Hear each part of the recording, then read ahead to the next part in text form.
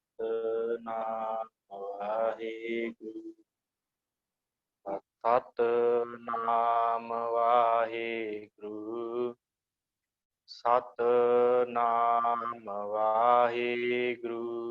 ਵਾਹਿਗੁਰੂ ਜੀ ਕਾ ਖਾਲਸਾ ਵਾਹਿਗੁਰੂ ਜੀ ਕੀ ਫਤਿਹ। ਗੁਰੂ ਪਿਆਰੀ ਸਾਧ ਸੰਗਤ ਜੀ, ਆਪ ਸਮੂਹ ਸੰਗਤ ਵੱਡੀਆਂ ਭਾਗਾਂ ਵਾਲੇ ਹੋ ਜੋ ਇਸ ਵਿਸ਼ੇਸ਼ ਗੁਰਮਤਿ ਕਲਾਸ ਦੇ ਵਿੱਚ ਹਰ ਰੋਜ਼ ਹਾਜ਼ਰੀ ਭਰਦੇ ਹੋ। ਸਤਿਗੁਰਾਂ ਦੀ ਦਇਆ ਸਦਕਾ ਆਪਾਂ ਇਸ 11:30 ਵਜੇ ਵਾਲੀ ਕਲਾਸ ਦੇ ਵਿੱਚ ਸਤਿਗੁਰੂ ਗੁਰੂ ਗੋਬਿੰਦ ਸਿੰਘ ਜੀ ਦੇ ਪਿਆਰੇ ਸਿੱਖ ਭਾਈ ਮਨੀ ਸਿੰਘ ਜੀ ਦੁਆਰਾ ਰਚਿਤ ਸਿੱਖਾਂ ਦੀ ਭਗਤ ਮਾਲਾ, ਜੋ ਭਾਈ ਗੁਰਦਾਸ ਜੀ ਦੀ ਪਾਵਨ 11ਵੀਂ ਪੌੜੀ ਹੈ, 11ਵੀਂ ਵਾਰ ਦੀ ਜੋ ਹੈ ਟੀਕਾ ਹੈ, ਉਹਦੀ ਆਪਾਂ ਵਿਚਾਰ ਚਰਚਾ ਜਿਹੜੀ ਹੈ ਉਹ ਕਰ ਰਹੇ ਹਾਂ। ਸੋ ਆਪ ਸਭ ਦਾ ਧੰਨਵਾਦ। ਮੈਂ ਦੱਸ ਜਾਵਾਂ ਕਿ ਇਸ ਜੋ ਇਹ ਭਾਈ ਗੁਰਦਾਸ ਜੀ ਨੇ ਟੀਕਾ ਕੀਤਾ ਹੈ, ਭਾਈ ਗੁਰਦਾਸ ਜੀ ਨੇ ਜੋ ਪੌੜੀ ਜੋ ਵਾਰ ਜਿਹੜੀ ਰਚੀ ਹੈ ਉਹਦਾ ਟੀਕਾ ਭਾਈ ਮਨੀ ਸਿੰਘ ਜੀ ਨੇ ਕੀਤਾ ਹੈ। ਇਹਦੀਆਂ ਜਿਹੜੀਆਂ ਪਹਿਲੀਆਂ 12 ਪੌੜੀਆਂ ਹਨ ਉਹਨਾਂ ਦੇ ਵਿੱਚ ਸਿੱਖਾਂ ਨੂੰ ਉਪਦੇਸ਼ ਹੈ ਕਿ ਉਹਨਾਂ ਦਾ ਜੀਵਨ ਕਿਵੇਂ ਦਾ ਹੋਣਾ ਚਾਹੀਦਾ, ਕਿਵੇਂ ਸਿੱਖ ਆਪਣੇ ਜੀਵਨ ਨੂੰ ਜਿਹੜਾ ਹੈ ਉਹ ਗੁਰੂ ਦੇ ਉੱਤੋਂ ਅਰਪਣ ਕਰ ਸਕਦਾ ਹੈ। ਫਿਰ ਉਸ ਤੋਂ ਬਾਅਦ ਜਿਹੜੀ 13ਵੀਂ ਪੌੜੀ ਹੈ ਉਹਦੇ ਵਿੱਚ ਸਿੱਖਾਂ ਦੇ ਨਾਮ ਆਉਂਦੇ ਆ ਲੜੀਵਾਰ। ਗੁਰੂ ਨਾਨਕ ਸਾਹਿਬ ਜੀ ਦੇ ਸਿੱਖ, ਗੁਰੂ ਅੰਗਦ ਦੇਵ ਜੀ ਦੇ ਸਿੱਖ, ਗੁਰੂ ਅਮਰਦਾਸ ਜੀ ਦੇ ਸਿੱਖ, ਗੁਰੂ ਰਾਮਦਾਸ ਜੀ ਦੇ ਸਿੱਖ, ਗੁਰੂ ਅਰਜਨ ਦੇਵ ਜੀ ਦੇ ਸਿੱਖ ਤੇ ਗੁਰੂ ਹਰਗੋਬਿੰਦ ਸਾਹਿਬ ਜੀ ਦੇ ਸਮੇਂ ਜਿੰਨੇ ਵੀ ਸਿੱਖ ਹੋਏ ਆ, ਜਿਹੜੇ ਵਿਸ਼ੇਸ਼ ਤੌਰ ਤੇ ਸਤਿਗੁਰਾਂ ਦੇ ਹਜ਼ੂਰ ਹਾਜ਼ਰ ਹੋ ਕੇ ਜਿਨ੍ਹਾਂ ਨੇ ਉਪਦੇਸ਼ ਪ੍ਰਾਪਤ ਕੀਤਾ, ਉਹਨਾਂ ਦੇ ਬਾਰੇ ਜਿਹੜੀ ਹੈ ਇਸ ਵਾਰ ਦੇ ਵਿੱਚ ਭਾਈ ਗੁਰਦਾਸ ਜੀ ਨੇ ਤੇ ਸਿਰਫ ਉਹਨਾਂ ਦੇ ਨਾਮ ਹੀ ਦਿੱਤੇ ਹਨ, ਪਰ ਭਾਈ ਮਨੀ ਸਿੰਘ ਜੀ ਨੇ ਉਹਨਾਂ ਦੀਆਂ ਸਾਖੀਆਂ ਲਿਖੀਆਂ ਹਨ। ਸੋ ਆਪਾਂ ਜੋ ਭਗਤ ਮਾਲਾ ਸਿੱਖਾਂ ਦੀ ਭਗਤ ਮਾਲਾ ਹੈ ਉਹਨੂੰ ਆਪਾਂ ਇਸ ਵਿਸ਼ੇਸ਼ ਕਲਾਸ ਦੇ ਵਿੱਚ ਵਿਚਾਰਦੇ ਹਾਂ। ਸੋ ਆਪ ਸੰਗਤ ਜੁੜ ਚੁੱਕੇ ਹੋ, ਆਪ ਸਭ ਦਾ ਬਹੁਤ ਬਹੁਤ ਧੰਨਵਾਦ। ਸੋ ਆਪਾਂ ਇਸ ਜੋ ਵਾਰ ਹੈ ਇਹਦੀ ਸਭ ਤੋਂ ਪਹਿਲਾਂ ਆਪਾਂ ਜੋ ਅੱਖਰੀ ਅਰਥ ਕਰਾਂਗੇ, ਫਿਰ ਉਸ ਤੋਂ ਬਾਅਦ ਜੋ ਭਾਈ ਮਨੀ ਸਿੰਘ ਜੀ ਨੇ ਇਹਦੇ ਬਾਰੇ ਕੀ ਵਿਚਾਰ ਦਿੱਤਾ ਹੈ ਉਹ ਆਪਾਂ ਜਿਹੜਾ ਹੈ ਇਸ ਤੋਂ ਬਾਅਦ ਜਿਹੜਾ ਆਰੰਭ ਕਰਾਂਗੇ। ਸੋ ਸਭ ਤੋਂ ਪਹਿਲਾਂ ਮੈਂ ਆਪ ਜੀ ਦੇ ਸਾਹਮਣੇ ਜੋ ਵਾਰ ਹੈ ਉਹਦਾ ਮੂਲ ਪਾਠ ਆਪ ਜੀ ਦੀ ਸਕਰੀਨ ਤੇ ਆ ਗਿਆ ਹੈ। ਸਭ ਤੋਂ ਪਹਿਲਾਂ ਆਪਾਂ ਇਹਦਾ ਮੂਲ ਪਾਠ ਕਰਾਂਗੇ, ਫਿਰ ਉਸ ਤੋਂ ਬਾਅਦ ਇਹਦੀ ਅਰਥ ਸਮਝਾਂਗੇ। ਫਿਰ ਜੋ ਭਾਈ ਮਨੀ ਸਿੰਘ ਜੀ ਨੇ ਟੀਕਾ ਕੀਤਾ ਹੈ ਇਸ ਦੇ ਬਾਰੇ, ਇਸ ਪੌੜੀ ਦੇ ਬਾਰੇ ਉਹਨਾਂ ਨੇ ਕੀ ਕਿਹਾ ਹੈ ਉਹ ਆਪਾਂ ਅਖੀਰ ਤੇ ਵਿਚਾਰਾਂਗੇ। ਸੋ ਭਾਈ ਗੁਰਦਾਸ ਜੀ ਬਖਸ਼ਿਸ਼ ਕਰਦੇ ਆ, ਕਹਿੰਦੇ ਕਿ ਗੁਰੂ ਦੇ ਚਰਨ ਕਮਲ ਕਿਵੇਂ ਦੇ ਆ। ਚਰਨ ਕਮਲ ਭਾਵ ਗੁਰੂ ਦੇ ਚਰਨ ਜਿਹੜੇ ਆ ਕਮਲ ਫੁੱਲ ਵਰਗੇ, ਭਾਵ ਗੁਰੂ ਦਾ ਸ਼ਬਦ ਦੇ ਜਿਹੜੇ ਚਰਨ ਹਨ ਉਹ ਕਿਵੇਂ ਦੇ ਹਨ। ਗੁਰਮੁਖ ਸੁਖ ਫਲ ਪਿਰਮ ਰਸ, ਚਰਨੋਦਕ ਗੁਰ ਚਰਨ ਪਖਾਲੇ। ਮੁਖ ਸੰਪਟ ਵਿੱਚ ਰੱਖ ਕੇ ਚਰਨ ਕਵਲ ਮਕਰੰਦ ਪਿਆਲੇ। ਕੋ ਲਾਲੀ ਸੂਰਜਮੁਖੀ, ਲੱਖ ਕਵਲ ਖਿੜਦੇ ਰਲਿਆਲੇ। ਚੰਦਰ ਮੁਖੀ ਹੋਏ ਕੁਮੁਦਨੀ, ਚਰਨ ਕਵਲ ਸੀਤਲ ਅਮਿਆਲੇ। ਚਰਨ ਕਵਲ ਦੀ ਵਾਸਨਾ, ਲੱਖ ਸੂਰਜ ਹੋਵਣ ਅਲ ਕਾਲੇ। ਲੱਖ ਤਾਰੇ ਸੂਰਜ ਚੜ੍ਹੇ, ਜਿਉ ਛਪ ਜਾਨ ਨਾ ਆਪ ਸੰਭਾਲੇ। ਚਰਨ ਕਵਲ ਦਲ ਜੋਤ ਵਿੱਚ, ਲੱਖ ਸੂਰਜ ਲੁਕ ਜਾਣ ਰਵਾਲੇ। ਗੁਰਸਿੱਖ ਲੈ ਗੁਰਸਿੱਖ ਸੁਖਾਲੇ। ਸੋ ਇਹ ਜੋ ਭਾਈ ਸਾਹਿਬ ਨੇ ਪੌੜੀ 6ਵੀਂ ਪੌੜੀ ਹੈ, 11ਵੀਂ ਵਾਰ ਦੀ 6ਵੀਂ ਪੌੜੀ, ਭਾਈ ਗੁਰਦਾਸ ਜੀ ਬਖਸ਼ਿਸ਼ ਕਰਦੇ ਆ। ਕਹਿੰਦੇ ਗੁਰਮੁਖ ਸੁਖ ਫਲ ਪਿਰਮ ਰਸ, ਚਰਨੋਦਕ ਗੁਰ ਚਰਨ ਪਖਾਲੇ। ਕਹਿੰਦੇ ਜਿਹੜੇ ਗੁਰਮੁਖ ਹੁੰਦੇ ਆ, ਜਿਹੜੇ ਗੁਰੂ ਦੇ ਪਿਆਰੇ ਸਿੱਖ ਹੁੰਦੇ ਆ, ਗੁਰਮੁਖ ਸੁਖ ਫਲ ਪਿਰਮ ਰਸ, ਉਹ ਪਰਮਾਤਮਾ ਦੇ ਨਾਮ ਰੂਪੀ ਰਸ ਨੂੰ ਛਕਦੇ ਆ, ਉਹਨਾਂ ਨੂੰ ਸੁੱਖ ਮਿਲਦਾ ਹੈ। ਗੁਰਮੁਖ ਸੁੱਖ ਫਲ, ਸੁੱਖ ਰੂਪੀ ਫਲ ਲੈਂਦੇ ਆ ਉਹ, ਤੇ ਪਰਮਾਤਮਾ ਦਾ ਜਿਹੜਾ ਹੈ ਨਾ ਰਸ ਨਾਮ ਦਾ ਉਹ ਧਾਰਨ ਕਰਦੇ ਆ, ਅੰਮ੍ਰਿਤ ਰਸ ਪੀਂਦੇ ਆ। ਗੁਰਮੁਖ ਸੁੱਖ ਫਲ ਪਿਰਮ ਰਸ, ਪਿਰੀ ਦਾ ਰਸ, ਪਰਮਾਤਮਾ ਦਾ ਨਾਮ ਰੂਪੀ ਰਸ ਛਕਦੇ ਆ ਉਹ। ਗੁਰ ਕੇ ਚਰਨ ਜਿਹੜੇ ਆ ਉਹ ਧੋਂਦੇ ਆ, ਚਰਨੋਦਕ, ਗੁਰੂ ਦੇ ਜਿਹੜੇ ਚਰਨ ਹਨ ਉਹ ਧੋਂਦੇ ਆ। ਗੁਰ ਚਰਨੋਦਕ, ਗੁਰ ਚਰਨ ਪਖਾਲੇ, ਪਖਾਲੇ ਦਾ ਅਰਥ ਹੁੰਦਾ ਹੈ ਧੋਣੇ, ਭਾਵ ਧੋ ਕੇ। ਫਿਰ ਧੋ ਕੇ ਕੀ ਕਰਦੇ ਆ ਗੁਰੂ ਦੇ ਚਰਨਾਂ ਨੂੰ? ਗੁਰਮੁਖ ਜਿਹੜੇ ਹੁੰਦੇ ਆ ਸੁੱਖ ਫਲ ਪ੍ਰਾਪਤ ਕਰਦੇ ਆ, ਪਰਮਾਤਮਾ ਦਾ ਨਾਮ ਰੂਪੀ ਜਿਹੜਾ ਫਲ ਹੈ ਉਹ ਛਕਦੇ ਆ, ਪਿਰਮ ਰਸ ਲੈਂਦੇ ਆ।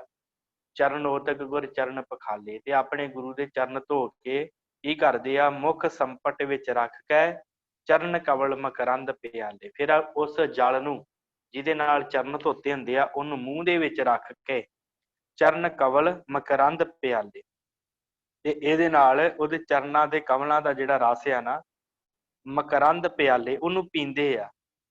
ਇਸ ਰਸ ਨੂੰ ਉਹ ਮਾਣਦੇ ਆ, ਭਾਵ ਗੁਰੂ ਦਾ ਸ਼ਬਦ ਜਿਹੜਾ ਹੈ ਨਾ, ਗੁਰੂ ਦੇ ਚਰਨ ਕੀ ਆ? ਸਤਿਗੁਰਾਂ ਦਾ ਸ਼ਬਦ ਲੈ ਕੇ ਤੇ ਉਹਨੂੰ ਛਕਦੇ ਆ, ਉਹਨੂੰ ਪੀਂਦੇ ਆ, ਭਾਵ ਸ਼ਬਦ ਨੂੰ ਜਪਦੇ ਆ, ਸਤਿਗੁਰਾਂ ਦੀ ਬਾਣੀ ਨੂੰ ਸਿਮਰਦੇ ਆ, ਪੜ੍ਹਦੇ ਆ, ਆਪਣੇ ਮੂੰਹ ਦੇ ਵਿੱਚ ਰੱਖਦੇ ਆ।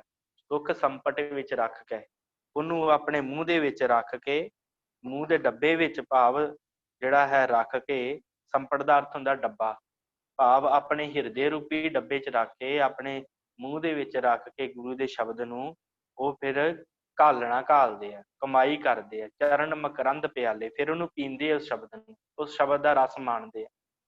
ਕਉ ਲਾਲੀ ਸੂਰਜਮੁਖੀ ਲੱਖ ਕਵਲ ਖੇਡਦੇ ਰਲਿਆਲੇ। ਭਾਈ ਗੁਰਦਾਸ ਜੀ ਕਹਿੰਦੇ ਆ, ਕਹਿੰਦੇ ਜਿਹੜਾ ਸੂਰਜ ਹੁੰਦਾ ਹੈ ਨਾ, ਸੂਰਜਮੁਖੀ ਜਿਹੜੇ ਸਿੱਖ ਹੁੰਦੇ ਆ ਸੂਰਜ ਵਾਂਗੂ ਗੁਰੂ ਨਾਲ ਪ੍ਰੀਤ ਕਰਦੇ, ਸੂਰਜਮੁਖੀ ਦੇ ਵਾਂਗ। ਸੂਰਜਮੁਖੀ ਦਾ ਫੁੱਲ ਜਿਹੜਾ ਹੁੰਦਾ ਹੈ, ਜਿਸ ਪਾਸੇ ਨੂੰ ਸੂਰਜ ਜਾਂਦਾ ਹੈ ਉਸ ਪਾਸੇ ਨੂੰ ਹੀ ਉਹ ਆਪਣਾ ਮੂੰਹ ਕਰ ਲੈਂਦੇ ਆ। ਇਸ ਕਰਕੇ ਕਹਿੰਦੇ ਜਿਹੜੇ ਗੁਰਮੁਖ ਹੁੰਦੇ ਆ ਨਾ, ਉਹ ਆਪਣਾ ਮੂੰਹ ਗੁਰੂ ਵੱਲ ਨੂੰ ਹੀ ਹਮੇਸ਼ਾ ਰੱਖਦੇ ਆ। ਸੂਰਜਮੁਖੀ ਜਿਹੜੇ ਹੁੰਦੇ ਆ ਸਿੱਖ, ਉਹ ਆਪਣੇ ਸਮੂਹ ਦੇ ਨਾਲ, ਉਹ ਸਾਰਿਆਂ ਦੇ ਨਾਲ ਰਲ ਕੇ, ਕਉ ਲਾਲੀ ਸੂਰਜਮੁਖੀ ਲੱਖ ਕਵਲ ਖੇਡਦੇ ਰਲਿਆਲੇ, ਉਹ ਫਿਰ ਆਪਣੇ ਗੁਰੂ ਨੂੰ ਵੇਖ ਕੇ ਖੁਸ਼ੀਆਂ ਪ੍ਰਾਪਤ ਕਰਦੇ ਆ, ਖੇਡਦੇ ਆ, ਭਾਵ ਆਪਣੇ ਹਿਰਦਾ ਜਿਹੜਾ ਨਾ ਖੜਾਓ 'ਚ ਰੱਖਦੇ ਆ। ਜਦੋਂ ਸੂਰਜ ਚੜ੍ਹਦਾ ਹੈ, ਸੂਰਜਮੁਖੀ ਜਿਹੜਾ ਫੁੱਲ ਹੁੰਦਾ ਹੈ ਸੂਰਜਮੁਖੀ ਦਾ, ਉਹਦਾ ਧਿਆਨ ਸੂਰਜ ਵੱਲ ਹੀ ਹੁੰਦਾ ਹੈ ਤੇ ਖਿੜਿਆ ਰਹਿੰਦਾ ਹੈ। ਜਿੰਨਾ ਚਿਰ ਸੂਰਜ ਰਹਿੰਦਾ ਹੈ ਨਾ ਅਸਮਾਨ ਦੇ ਵਿੱਚ, ਉਹਨਾਂ ਚਿਰ ਜਿਹੜਾ ਹੈ ਉਹ ਵੀ ਫੁੱਲ ਜਿਹੜਾ ਹੈ ਸੂਰਜ ਵੱਲ ਨੂੰ ਉਹਦਾ ਮੂੰਹ ਰਹਿੰਦਾ ਤੇ ਖਿੜਿਆ ਰਹਿੰਦਾ। ਜਦੋਂ ਸ਼ਾਮ ਪੈਂਦੀ ਆ, ਸੂਰਜ ਡੁੱਬ ਜਾਂਦਾ, ਤੇ ਉਦੋਂ ਹੀ ਉਹ ਜਿਹੜਾ ਹੁੰਦਾ ਹੈ ਸੂਰਜਮੁਖੀ ਦਾ ਫੁੱਲ ਉਹ ਮੁਰਝਾ ਜਾਂਦਾ ਹੈ, ਹੇਠਾਂ ਨੂੰ ਸਿਰ ਕਰ ਲੈਂਦਾ। ਤੇ ਜਿਹੜੇ ਗੁਰੂ ਦੇ ਸਿੱਖ ਹੁੰਦੇ ਆ ਉਹ ਹਮੇਸ਼ਾ ਹੀ ਗੁਰੂ ਵੱਲ ਨੂੰ ਮੂੰਹ ਰੱਖਦੇ ਆ, ਉਹ ਫਿਰ ਗੁਰੂ ਵੱਲੋਂ ਮੂੰਹ ਨਹੀਂ ਮੋੜਦੇ ਤੇ ਖਿੜਦੇ ਰਹਿੰਦੇ ਆ, ਤੇ ਇਸ ਤਰ੍ਹਾਂ ਆਪਣਾ ਜੀਵਨ ਬਤੀਤ ਕਰਦੇ ਆ। ਤੇ ਜਦੋਂ ਕਿਤੇ ਗੁਰੂ ਤੋਂ ਦੂਰ ਚਲੇ ਜਾਂਦੇ ਆ, ਫਿਰ ਉਹਨਾਂ ਦਾ ਹਿਰਦਾ ਜਿਹੜਾ ਸ਼ਾਂਤ ਨਹੀਂ ਪਾਉਂਦਾ, ਫਿਰ ਉਹ ਜਿਹੜਾ ਹੈ ਨਾ ਉਹਨਾਂ ਦਾ ਹਿਰਦਾ ਫਿਰ ਖਿੜਦਾ ਨਹੀਂ, ਉਦਾਸ ਹੋ ਜਾਂਦੇ ਕਿ ਅੱਜ ਮੈਂ ਗੁਰੂ ਦੇ ਦਰਸ਼ਨ ਨਹੀਂ ਕੀਤੇ, ਅੱਜ ਮੈਂ ਬਾਣੀ ਨਹੀਂ ਪੜ੍ਹੀ, ਅੱਜ ਮੈਂ ਸਿਮਰਨ ਨਹੀਂ ਕੀਤਾ।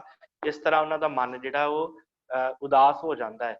ਪਰ ਜਦੋਂ ਗੁਰੂ ਦਾ ਬਾਣੀ ਪੜ੍ਹਦੇ ਆ, ਸਿਮਰਨ ਕਰਦੇ ਆ, ਗੁਰੂ ਦਾ ਨਾਮ ਜਪਦੇ ਆ, ਤੇ ਫਿਰ ਉਹਨਾਂ ਦਾ ਮੁੱਖ ਗੁਰੂ ਵੱਲ ਨੂੰ ਰਹਿੰਦਾ, ਫਿਰ ਉਹਨਾਂ ਦਾ ਹਿਰਦਾ ਖਿੜਿਆ ਰਹਿੰਦਾ, ਜਿਵੇਂ ਸੂਰਜਮੁਖੀ ਦਾ ਫੁੱਲ ਖਿੜਿਆ ਰਹਿੰਦਾ ਹੈ। ਚੰਦਰਮੁਖੀ ਹੋਏ ਕੁਮੁਦਨੀ ਚਰਨ ਕਮਲ ਸੀਤਲ ਅਮਿਆਲੇ। ਹੁਣ ਚੰਦਰਮੁਖੀ ਕੀ ਹੈ? ਚੰਦਰਮਾ ਜਿਹੜਾ ਹੈ ਉਹ ਬੜਾ ਸੀਤਲ, ਕਹਿੰਦੇ ਕਿ ਚਾਨਣ ਬਖੇਰਦਾ। ਚੰਦਰਮਾ ਦੀ ਜਿਹੜੀ ਚਾਨਣੀ ਹੁੰਦੀ ਆ ਉਹ ਬੜੀ ਸ਼ੀਤਲ ਹੁੰਦੀ ਹੈ, ਬੜੀ ਪਿਆਰੀ ਲੱਗਦੀ ਹੈ। ਜਦੋਂ ਉਹ ਪੈਂਦੀ ਹੈ ਧਰਤੀ ਦੇ ਉੱਤੇ, ਜ਼ਮੀਨ ਦੇ ਉੱਤੇ, ਸਾਰਿਆਂ ਨੂੰ ਬੜਾ ਸੁੱਖ ਆਉਂਦਾ, ਬੜੇ ਲੋਕ ਆਨੰਦ ਲੈਂਦੇ ਆ। ਬੜਾ ਕਹਿੰਦੇ ਵੀ ਬੜੀ ਸੁੰਦਰ ਜਿਹਦੀ ਚਾਂਦਨੀ ਹੈ, ਭਾਵ ਚੰਦਰਮਾ ਦੀ ਚਾਂਦਨੀ ਨੂੰ ਬੜਾ ਸ਼ੀਤਲ ਮੰਨਿਆ ਗਿਆ, ਬੜਾ ਠੰਡਾ ਮੰਨਿਆ ਗਿਆ। ਪਰ ਭਾਈ ਗੁਰਦਾਸ ਜੀ ਕਹਿੰਦੇ ਜਿਹੜੇ ਗੁਰੂ ਦੇ ਚਰਨ ਕਮਲ ਹਨ ਨਾ, ਉਹ ਇੰਨੇ ਸ਼ੀਤਲ ਹਨ, ਚਰਨ ਕਮਲ ਸੀਤਲ ਅਮਿਆਲੇ, ਉਹ ਬੜੇ ਹੀ ਸ਼ੀਤਲ ਹਨ। ਗੁਰੂ ਦੇ ਚਰਨ ਕਮਲ ਇੰਨੇ ਸ਼ੀਤਲ ਹਨ ਕਿ ਉਹਨਾਂ ਸਿੱਖਿਆਂ ਨੂੰ ਚੰਦਰਮੁਖੀ ਹੋਏ ਕੁਮਦਨੀ, ਉਹ ਫਿਰ ਜਿਹੜੇ ਸਿੱਖ ਆ ਉਹ ਚੰਦਰਮੁਖੀ, ਜਿਵੇਂ ਚੰਦਰਮਾ ਨੂੰ ਕੋਈ ਮੁੱਖ ਕਰਕੇ ਬੈਠਾ ਹੋਵੇ, ਜਿਹੜੇ ਚੰਦਰਮੁਖੀ ਹੁੰਦੇ ਆ, ਜਿਵੇਂ ਕਹਿ ਲਓ ਕਿ ਚਕੋਰ ਹੁੰਦੀ ਆ, ਉਹ ਚੰਦਰ ਵੱਲ ਨੂੰ ਮੂੰਹ ਕਰਕੇ ਬੈਠੀ ਰਹਿੰਦੀ ਆ। ਇਸੇ ਤਰ੍ਹਾਂ ਜਿਹੜੇ ਗੁਰੂ ਦੇ ਸਿੱਖ ਹੁੰਦੇ ਆ, ਉਹਨਾਂ ਨੂੰ ਆਪਣਾ ਗੁਰੂ ਹੀ ਚੰਦਰਮਾ ਲੱਗਦਾ, ਉਹ ਆਪਣੇ ਗੁਰੂ ਦੇ ਵੱਲ ਨੂੰ ਹੀ ਮੁੱਖ ਕਰਕੇ ਜਿਹੜੇ ਉਹ ਬੈਠੇ ਰਹਿੰਦੇ ਆ। ਜਿਵੇਂ ਚਕੋਰ ਕੁਮੁਦਨੀ, ਭਾਵ ਜਿਹੜੀ ਚਕੋਰ ਹੁੰਦੀ ਹੈ ਚੰਦਰ ਵੱਲ ਨੂੰ ਮੂੰਹ ਕਰਕੇ ਬੈਠੀ ਰਹਿੰਦੀ ਆ, ਤੇ ਇਸੇ ਤਰ੍ਹਾਂ ਕਹਿੰਦੇ ਜਿਹੜੇ ਸਿੱਖ ਹੁੰਦੇ ਆ ਉਹਨਾਂ ਦੇ ਲਈ ਗੁਰੂ ਦੇ ਚਰਨ ਕਮਲ ਜਿਹੜੇ ਆ ਨਾ, ਸ਼ਬਦ ਜਿਹੜਾ ਹੈ, ਨਾਮ ਜਿਹੜਾ ਹੈ, ਸਿਮਰਨ ਜਿਹੜਾ ਹੈ, ਇਹੀ ਬਾਣੀ ਪੜ੍ਹਨੀ ਹੀ ਉਹਨਾਂ ਦੇ ਵਾਸਤੇ ਗੁਰੂ ਦੇ ਚਰਨ ਹੁੰਦੇ ਆ। ਤੇ ਆਪਣਾ ਜਿਹੜਾ ਮੂੰਹ ਆ ਗੁਰੂ ਵੱਲ ਨੂੰ ਰੱਖਦੇ ਆ, ਗੁਰੂ ਨੂੰ ਹੀ ਉਹ ਚੰਦਰਮੁਖੀ ਸਮਝਦੇ। ਚੰਦਰਮੁਖੀ ਹੋਏ ਕਵਦਨੀ ਚਰਨ ਕਮਲ ਸੀਤਲ ਅਮਿਆਲੇ। ਫਿਰ ਉਹ ਸੀਤਲਤਾ ਦਾ ਜਿਹੜਾ ਅੰਮ੍ਰਿਤ ਹੈ ਨਾ, ਅਮਿਆਲੇ ਦਾ ਭਾਵ ਵੀ ਅੰਮ੍ਰਿਤ ਹੁੰਦਾ ਹੈ, ਜਿਹੜਾ ਸ਼ੀਤਲ ਜਿਹੜੀਆਂ ਕਿਰਨਾਂ ਹਨ ਗੁਰੂ ਦੇ ਸ਼ਬਦ ਦੀਆਂ, ਉਹਨਾਂ ਦੇ ਵਿੱਚ ਰਸ ਮਾਣਦੇ ਆ। ਚਰਨ ਕਵਲ ਦੀ ਵਾਸਨਾ ਲੱਖ ਸੂਰਜ ਹੋਵਨ ਅਲ ਕਾਲੇ। ਤੇ ਚਰਨ ਕਵਲ ਜਿਹੜੇ ਗੁਰੂ ਦੇ ਹਨ, ਜੋ ਸ਼ਬਦ ਰੂਪੀ ਚਰਨ ਕਵਲ ਹਨ, ਉਹਨਾਂ ਦੀ ਐਸੀ ਵਾਸਨਾ ਹੈ, ਐਸੇ ਉਹ ਚਰਨ ਕਵਲ ਹਨ, ਲੱਖ ਸੂਰਜ ਹੋਵਨ ਅਨ ਕਾਲੇ। ਉਸ ਵਾਸ਼ਨਾ ਦੇ ਅੱਗੇ, ਚਰਨ ਕਮਲਾਂ ਦੀ ਵਾਸ਼ਨਾ ਦੇ ਅੱਗੇ ਲੱਖਾਂ ਹੀ ਸੂਰਜ ਜਿਹੜੇ ਆ ਨਾ, ਉਹ ਅਲ ਕਾਲੇ, ਉਹ ਕਾਲੇ ਹੋ ਜਾਂਦੇ ਆ, ਭਾਵ ਆਪਣਾ ਪ੍ਰਕਾਸ਼ ਖੋ ਦਿੰਦੇ ਆ। ਜੇਕਰ ਸੂਰਜ ਚੜੇ ਹਜ਼ਾਰ ਕਿਹਾ ਨਾ, ਜਿਵੇਂ ਕਿ ਭਾਵੇਂ ਲੱਖਾਂ ਹੀ ਸੂਰਜ ਚੜ ਜਾਣ, ਪਰ ਗੁਰ ਬਿਨ ਘੋਰ ਅੰਧਾਰ, ਗੁਰੂ ਬਿਨਾ ਘੋਰ ਅੰਧਾਰ ਹੁੰਦਾ।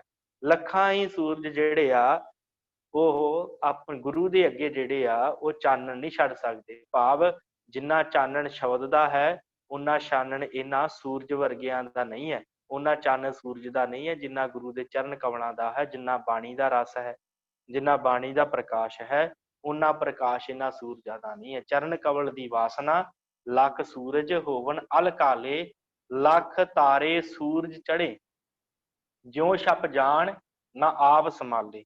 ਕਹਿੰਦੇ ਲੱਖਾਂ ਹੀ ਤਾਰੇ ਚੜ ਜਾਣ ਤੇ ਲੱਖਾਂ ਹੀ ਸੂਰਜ ਚੜ ਜਾਣ, ਜਿਉ ਛਪ ਜਾਣ ਨਾ ਆਪ ਸੰਭਾਲੇ। ਉਹ ਆਪਣੀ ਸੰਭਾਲ ਨਹੀਂ ਕਰ ਸਕਦੇ। ਜਿੱਥੇ ਗੁਰੂ ਦਾ ਸ਼ਬਦ ਆ ਜਾਵੇ ਨਾ, ਉਹਦੇ ਬਰਾਬਰ ਨਹੀਂ ਤੁਲ ਸਕਦੇ। ਕਹਿਣ ਤੋਂ ਭਾਵ ਭਾਵੇਂ ਲੱਖਾਂ ਹੀ ਸੂਰਜ ਚੜ ਜਾਣ, ਲੱਖਾਂ ਹੀ ਤਾਰੇ ਚੜ ਜਾਣ, ਉਹ ਗੁਰੂ ਦੀ ਬਰਾਬਰੀ ਨਹੀਂ ਕਰ ਸਕਦੇ। ਜਿੰਨਾ ਜਿਹੜਾ ਚਾਨਣ, ਜਿੰਨਾ ਗਿਆਨ ਗੁਰੂ ਦਿੰਦਾ ਹੈ ਨਾ, ਉਹ ਮਨੁੱਖ ਨੂੰ ਲੱਖਾਂ ਸੂਰਜਾਂ ਦਾ ਗਿਆਨ ਨਹੀਂ ਦੇ ਸਕਦਾ। ਲੱਖਾਂ ਚੰਦਰਮਾ ਦਾ, ਲੱਖਾਂ ਤਾਰਿਆਂ ਦਾ ਗਿਆਨ ਜਿਹੜਾ ਹੈ, ਉਹਨੂੰ ਨਹੀਂ ਮਿਲ ਸਕਦਾ ਜਿੰਨਾ ਗਿਆਨ ਗੁਰੂ ਦੇ ਕੋਲੋਂ ਪ੍ਰਾਪਤ ਹੋ ਸਕਦਾ। ਇਸ ਕਰਕੇ ਜਿਹੜੇ ਜਿੰਨੇ ਵੀ ਲੱਖ ਤਾਰੇ ਚੜ ਜਾਣ, ਭਾਵੇਂ ਲੱਖ ਸੂਰਜ ਚੜੇ ਰਹਿਣ, ਪਰ ਛਪ ਜਾਣ ਆਪ ਸੰਭਾਲੇ, ਉਹ ਵੀ ਜਿਹੜੇ ਛਪ ਜਾਂਦੇ ਆ ਗੁਰੂ ਦੇ ਅੱਗੇ। ਭਾਵ ਗੁਰੂ ਦੇ ਅੱਗੇ ਉਹ ਵੀ ਠੰਡੇ ਪੈ ਜਾਂਦੇ ਆ, ਗੁਰੂ ਦੇ ਅੱਗੇ ਉਹ ਵੀ ਆਪਣਾ ਪ੍ਰਕਾਸ਼ ਖੋ ਜਾਂਦੇ ਆ। ਇੰਨਾ ਗੁਰੂ ਦਾ ਗਿਆਨ ਜਿਹੜਾ ਹੈ ਪ੍ਰਕਾਸ਼ ਵਾਲਾ ਹੈ। ਲੱਖ ਤਾਰੇ ਸੂਰਜ ਚੜੇ ਜੋ ਛਪ ਜਾਣ ਆਪ ਸੰਭਾਲੇ, ਚਰਨ ਕਵਲ ਦਲ ਜੋਤ ਵਿੱਚ ਲੱਖ ਸੂਰਜ ਲੁਕ ਜਾਣ ਰਵਾਲੇ। ਹੁਣ ਸਤਿਗੁਰਾਂ ਦੇ ਜਿਹੜੇ ਚਰਨ ਕਵਲ ਹਨ, ਭਾਵ ਗੁਰੂ ਦੇ ਜਿਹੜੇ ਸ਼ਬਦ ਰੂਪੀ ਚਰਨ ਕਵਲ ਹਨ, ਉਹ ਐਸੇ ਹਨ, ਚਰਨ ਕਵਲ ਦਲ ਜੋਤ ਵਿੱਚ, ਜਿਹੜੀ ਚਰਨ ਕਵਲਾਂ ਦੀ ਜੋਤ ਹੈ ਨਾ, ਜਿਹੜੀ ਚਰਨਾਂ ਕਵਲਾਂ ਦੀ ਜੋਤ ਜਗ ਰਹੀ ਹੈ ਪ੍ਰਮਾਤਮਾ ਦੇ, ਗੁਰੂ ਦੇ ਚਰਨਾਂ ਕਵਲਾਂ ਦੀ, ਭਾਵ ਜੋ ਸ਼ਬਦ ਰੂਪੀ ਜੋਤ ਜਗ ਰਹੀ ਹੈ ਨਾ, ਉਹਦੇ ਸਾਹਮਣੇ ਸੂਰਜ ਜਿਹੜੇ ਆ ਉਹ ਐਵੇਂ ਆ ਜਿਵੇਂ ਧੂੜ ਦੇ ਵਿੱਚ ਲੁਕ ਗਏ ਹੋਣ। ਸੂਰਜ ਵੀ ਉਹਦੀ ਬਰਾਬਰੀ ਨਹੀਂ ਕਰ ਸਕਦਾ ਜਿੰਨੀ ਚਾਨਣ ਗੁਰੂ ਦੇ ਚਰਨ ਕਮਲਾਂ ਦੀ ਹੈ, ਜਿੰਨੀ ਰੌਸ਼ਨੀ ਸ਼ਬਦ ਦੀ ਹੈ, ਜਿੰਨਾ ਪ੍ਰਕਾਸ਼ ਸ਼ਬਦ ਦਾ ਹੈ। ਕਿਉਂ? ਕਿਉਂਕਿ ਸ਼ਬਦ ਸਾਨੂੰ ਰੌਸ਼ਨੀ ਦਿੰਦਾ ਹੈ, ਸਾਨੂੰ ਗਿਆਨ ਦਿੰਦਾ ਹੈ, ਜੀਵਨ ਵਿੱਚ ਅੱਗੇ ਵਧਣਾ ਸਿਖਾਉਂਦਾ ਹੈ। ਕਿਉਂਕਿ ਗੁਰੂ ਦਾ ਜਿਹੜਾ ਸ਼ਬਦ ਹੈ, ਗੁਰੂ ਦਾ ਅਰਥ ਹੁੰਦਾ ਹੈ, ਜਦੋਂ ਸੰਧੀ ਛੇਦ ਕਰਦੇ ਹਾਂ, ਗੁਰੂ ਦਾ ਅਰਥ ਹੁੰਦਾ ਹਨੇਰਾ ਤੇ ਰੂਹ ਦਾ ਅਰਥ ਹੁੰਦਾ ਚਾਨਣ। ਇਸ ਕਰਕੇ ਗੁਰੂ ਐਸਾ ਚਾਨਣ ਬਖਸ਼ਦਾ ਹੈ ਕਿ ਜਿਹਦੇ ਨਾਲ ਇਹ ਲੱਖਾਂ ਸੂਰਜ ਜਿਹੜੇ ਆ ਨਾ, ਉਹ ਵੀ ਠੰਡੇ ਪੈ ਜਾਂਦੇ, ਉਹ ਵੀ ਲੁਕ ਜਾਂਦੇ। ਗੁਰਸਿੱਖ ਲੈ ਗੁਰਸਿੱਖ ਸੰਭਾਲੇ।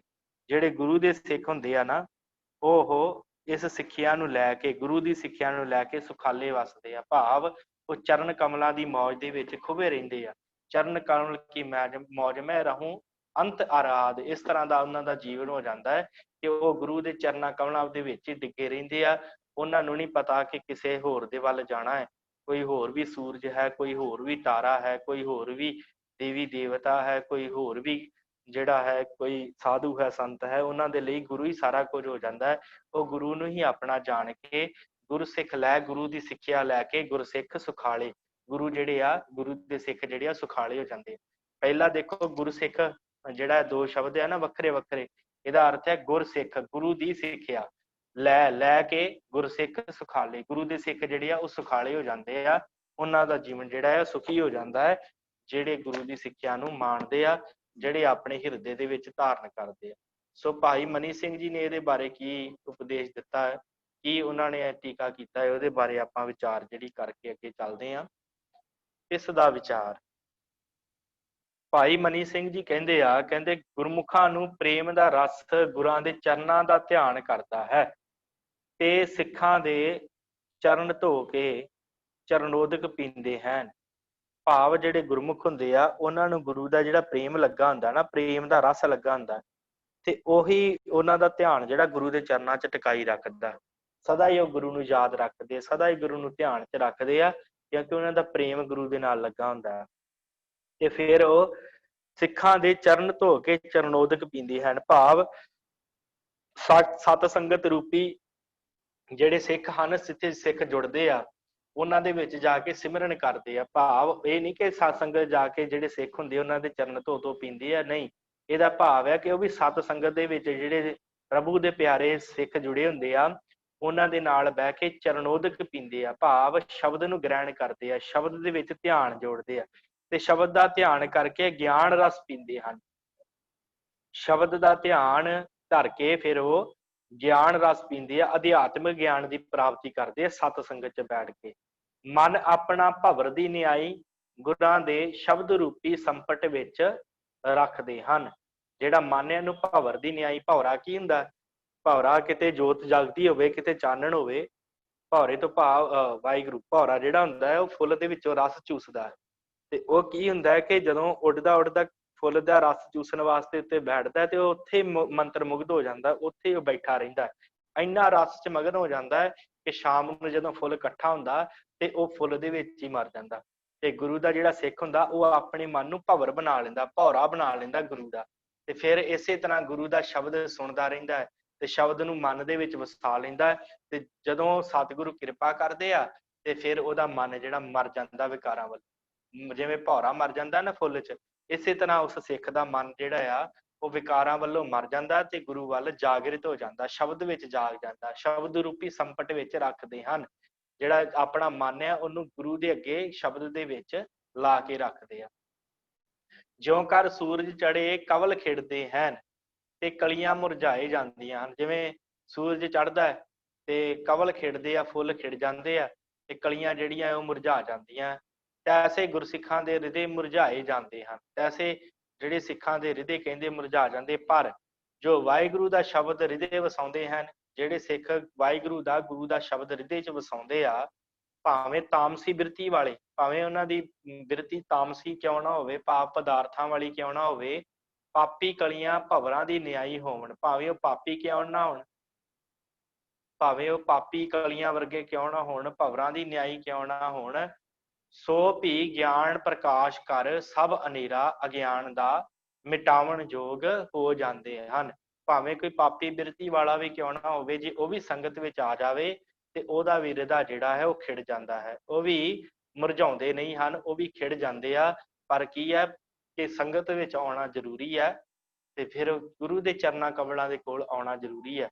ਤੇ ਜਿਹੜੇ ਆ ਜਾਂਦੇ ਆ ਫਿਰ ਉਹਨਾਂ ਨੂੰ ਗਿਆਨ ਪ੍ਰਕਾਸ਼ ਹੁੰਦਾ, ਉਹਨਾਂ ਦਾ ਹਨੇਰਾ ਜਿਹੜਾ ਹੈ ਉਹ ਖਤਮ ਹੋ ਜਾਂਦਾ, ਗਿਆਨ ਰੂਪੀ ਹਨੇਰਾ ਖਤਮ ਹੋ ਜਾਂਦਾ ਤੇ ਉਹ ਫਿਰ ਉਹਨਾਂ ਦਾ ਹਿਰਦਾ ਜਿਹੜਾ ਖਿੜ ਜਾਂਦਾ ਹੈ। ਜਿਉਂ ਕਰ ਸੂਰਜ ਚੜ੍ਹਿਆ ਤਾਰੇ ਛਿਪ ਜਾਂਦੇ ਹਨ, ਤਿਵੇਂ ਸ਼ਬਦ ਸੁਣ ਕੇ ਹੋਰ ਮੜੀਆਂ ਮਟਾਂ ਦੀਆਂ ਪੂਜਾਂ ਛਪ ਜਾਂਦੀਆਂ ਹਨ। ਜਦੋਂ ਸੂਰਜ ਚੜ੍ਹਦਾ ਸਾਰੇ ਤਾਰੇ ਛਿਪ ਜਾਂਦੇ ਆ। ਤੇ ਇਸੇ ਤਰ੍ਹਾਂ ਕਹਿੰਦੇ ਜਦੋਂ ਗੁਰੂ ਦਾ ਸ਼ਬਦ ਸੁਣਦਾ ਹੈ ਨਾ ਸਿੱਖ, ਤੇ ਉਹਦੇ ਅੰਦਰ ਪ੍ਰਕਾਸ਼ ਐਸਾ ਹੁੰਦਾ ਹੈ ਕਿ ਫਿਰ ਮੜੀਆਂ ਦੀ ਪੂਜਾ ਛੱਡ ਦਿੰਦਾ, ਮਟਾਂ ਦੀ ਪੂਜਾ ਛੱਡ ਦਿੰਦਾ, ਹੋਰ ਜਿਹੜੇ ਤਰ੍ਹਾਂ ਤਰ੍ਹਾਂ ਦੀਆਂ ਪੂਜਾ ਜਿਹੜੀਆਂ ਉਹ ਛੱਡ ਕੇ, ਉਹ ਖਤਮ ਕਰਕੇ ਤੇ ਗੁਰੂ ਦੇ ਸ਼ਬਦ ਦੇ ਵਿੱਚ ਲਿਵ ਜੋੜ ਦਿੰਦਾ। ਤੇ ਹੋਰ ਜਗਤ ਦੇ ਜਿਹੜੇ ਕਰਮ ਤੇ ਵਰਤ ਨੇ, ਜਿੰਨੇ ਵੀ ਹੋਰਾਂ ਦੇ ਕਰਮ ਹਨ ਜਗਤ ਦੇ, ਉਹ ਵੀ ਛੱਡ ਦਿੰਦਾ। ਵਰਤ ਰੱਖਦੇ ਵੱਖ ਵੱਖ ਤਰ੍ਹਾਂ ਦੇ, ਕੋਈ ਕਿਸੇ ਤਰ੍ਹਾਂ ਦਾ ਵਰਤ ਰੱਖਦਾ, ਕਿਸੇ ਦੇਵਤੇ ਦਾ ਰੱਖਦਾ, ਉਹ ਫਿਰ ਉਹ ਸਾਰਿਆਂ ਵਰਤਾਂ ਨੂੰ ਵੀ ਖਤਮ ਕਰ ਦਿੰਦੇ ਹਨ ਤੇ ਗਿਆਨ ਹਨ ਉਹ ਵੀ ਛਪ ਜਾਂਦੇ ਹਨ। ਜਿਹੜੇ ਦੂਸਰੇ ਧਰਮਾਂ ਦੇ ਗਿਆਨ ਹਨ, ਦੂਸਰੇ ਜਿਹੜੇ ਪੰਥਾਂ ਦੇ ਗਿਆਨ ਹਨ, ਉਹ ਵੀ ਉਹ ਛੱਡ ਦਿੰਦੇ ਆ, ਉਹ ਵੀ ਗਿਆਨ ਆਪਣੇ ਹਿਰਦੇ 'ਚ ਧਾਰਨ ਨਹੀਂ ਕਰਦੇ। ਉਹ ਸਿਰਫ ਤੇ ਸਿਰਫ ਗੁਰੂ ਦੇ ਚਰਨਾਂ ਕਮਲਾਂ ਦਾ ਧਿਆਨ ਕਰਦੇ ਆ, ਉਹਨਾਂ ਨੂੰ ਹੋਰ ਕਿਸੇ ਦੇ ਨਾਲ ਕੋਈ ਲੈਣ ਦੇਣ ਨਹੀਂ ਹੁੰਦਾ। ਜਦ ਗੁਰਸਿੱਖਾਂ ਦੀ ਸਿੱਖੀ ਹਿਰਦੇ ਵਿੱਚ ਨਿਵਾਸ ਕਰਦੀ ਹੈ, ਤਦ ਜਦੋਂ ਗੁਰੂ ਦੀ ਸਤਿਗੁਰਾਂ ਦੀ ਸਿੱਖੀ ਸਿੱਖ ਦੇ ਹਿਰਦੇ ਦੇ ਵਿੱਚ ਨਿਵਾਸ ਕਰਦੀ ਆ, ਜਦੋਂ ਗੁਰੂ ਦੇ ਚਰਨ ਕਮਲ ਸਿੱਖ ਦੇ ਹਿਰਦੇ 'ਚ ਨਿਵਾਸ ਕਰਦੇ ਆ, ਉਦੋਂ ਜਿਹੜਾ ਸਿੱਖ ਹੈ ਉਹ ਆਪਾ ਖੋ ਕੇ, ਆਪਾ ਖਤਮ ਕਰਕੇ ਹਮੇਸ਼ਾ ਹੀ ਗੁਰੂ ਦੇ ਚਰਨਾਂ ਦੇ ਵਿੱਚ ਲੱਗਾ ਰਹਿੰਦਾ। ਉਹ ਫਿਰ ਇਹ ਨਹੀਂ ਦੇਖਦਾ ਕਿ ਕੌਣ ਕਿਹੜਾ ਧਰਮ ਚੰਗਾ ਹੈ ਕਿਹੜਾ ਮਾੜਾ। ਉਹ ਕਹਿੰਦਾ ਕਿ ਤੁਹਾਡਾ ਤੁਹਾਨੂੰ ਚੰਗਾ, ਸਾਡਾ ਸਾਨੂੰ ਚੰਗਾ, ਅਸੀਂ ਤੁਹਾਡੇ ਤੋਂ ਕੀ ਲੈਣਾ, ਸਾਡਾ ਗੁਰੂ ਸਭ ਤੋਂ ਵੱਡਾ ਹੈ, ਆਪਣੇ ਗੁਰੂ ਨੂੰ ਯਾਦ ਕਰਦਾ। ਉਹ ਫਿਰ ਬਾਣੀ ਪੜ੍ਹਦਾ, ਸਿਮਰਨ ਕਰਦਾ ਹੈ, ਹਮੇਸ਼ਾ ਹੀ ਗੁਰੂ ਦੇ ਚਰਨਾਂ ਦੇ ਵਿੱਚ ਜਿਹੜਾ ਉਹ ਸਿੱਖ ਲੱਗਾ ਰਹਿੰਦਾ ਹੈ। ਸੋ ਇਹ ਜਿਹੜਾ ਸੀ ਆਪਾਂ ਪੌੜੀ ਵਿਚਾਰੀ ਹੈ।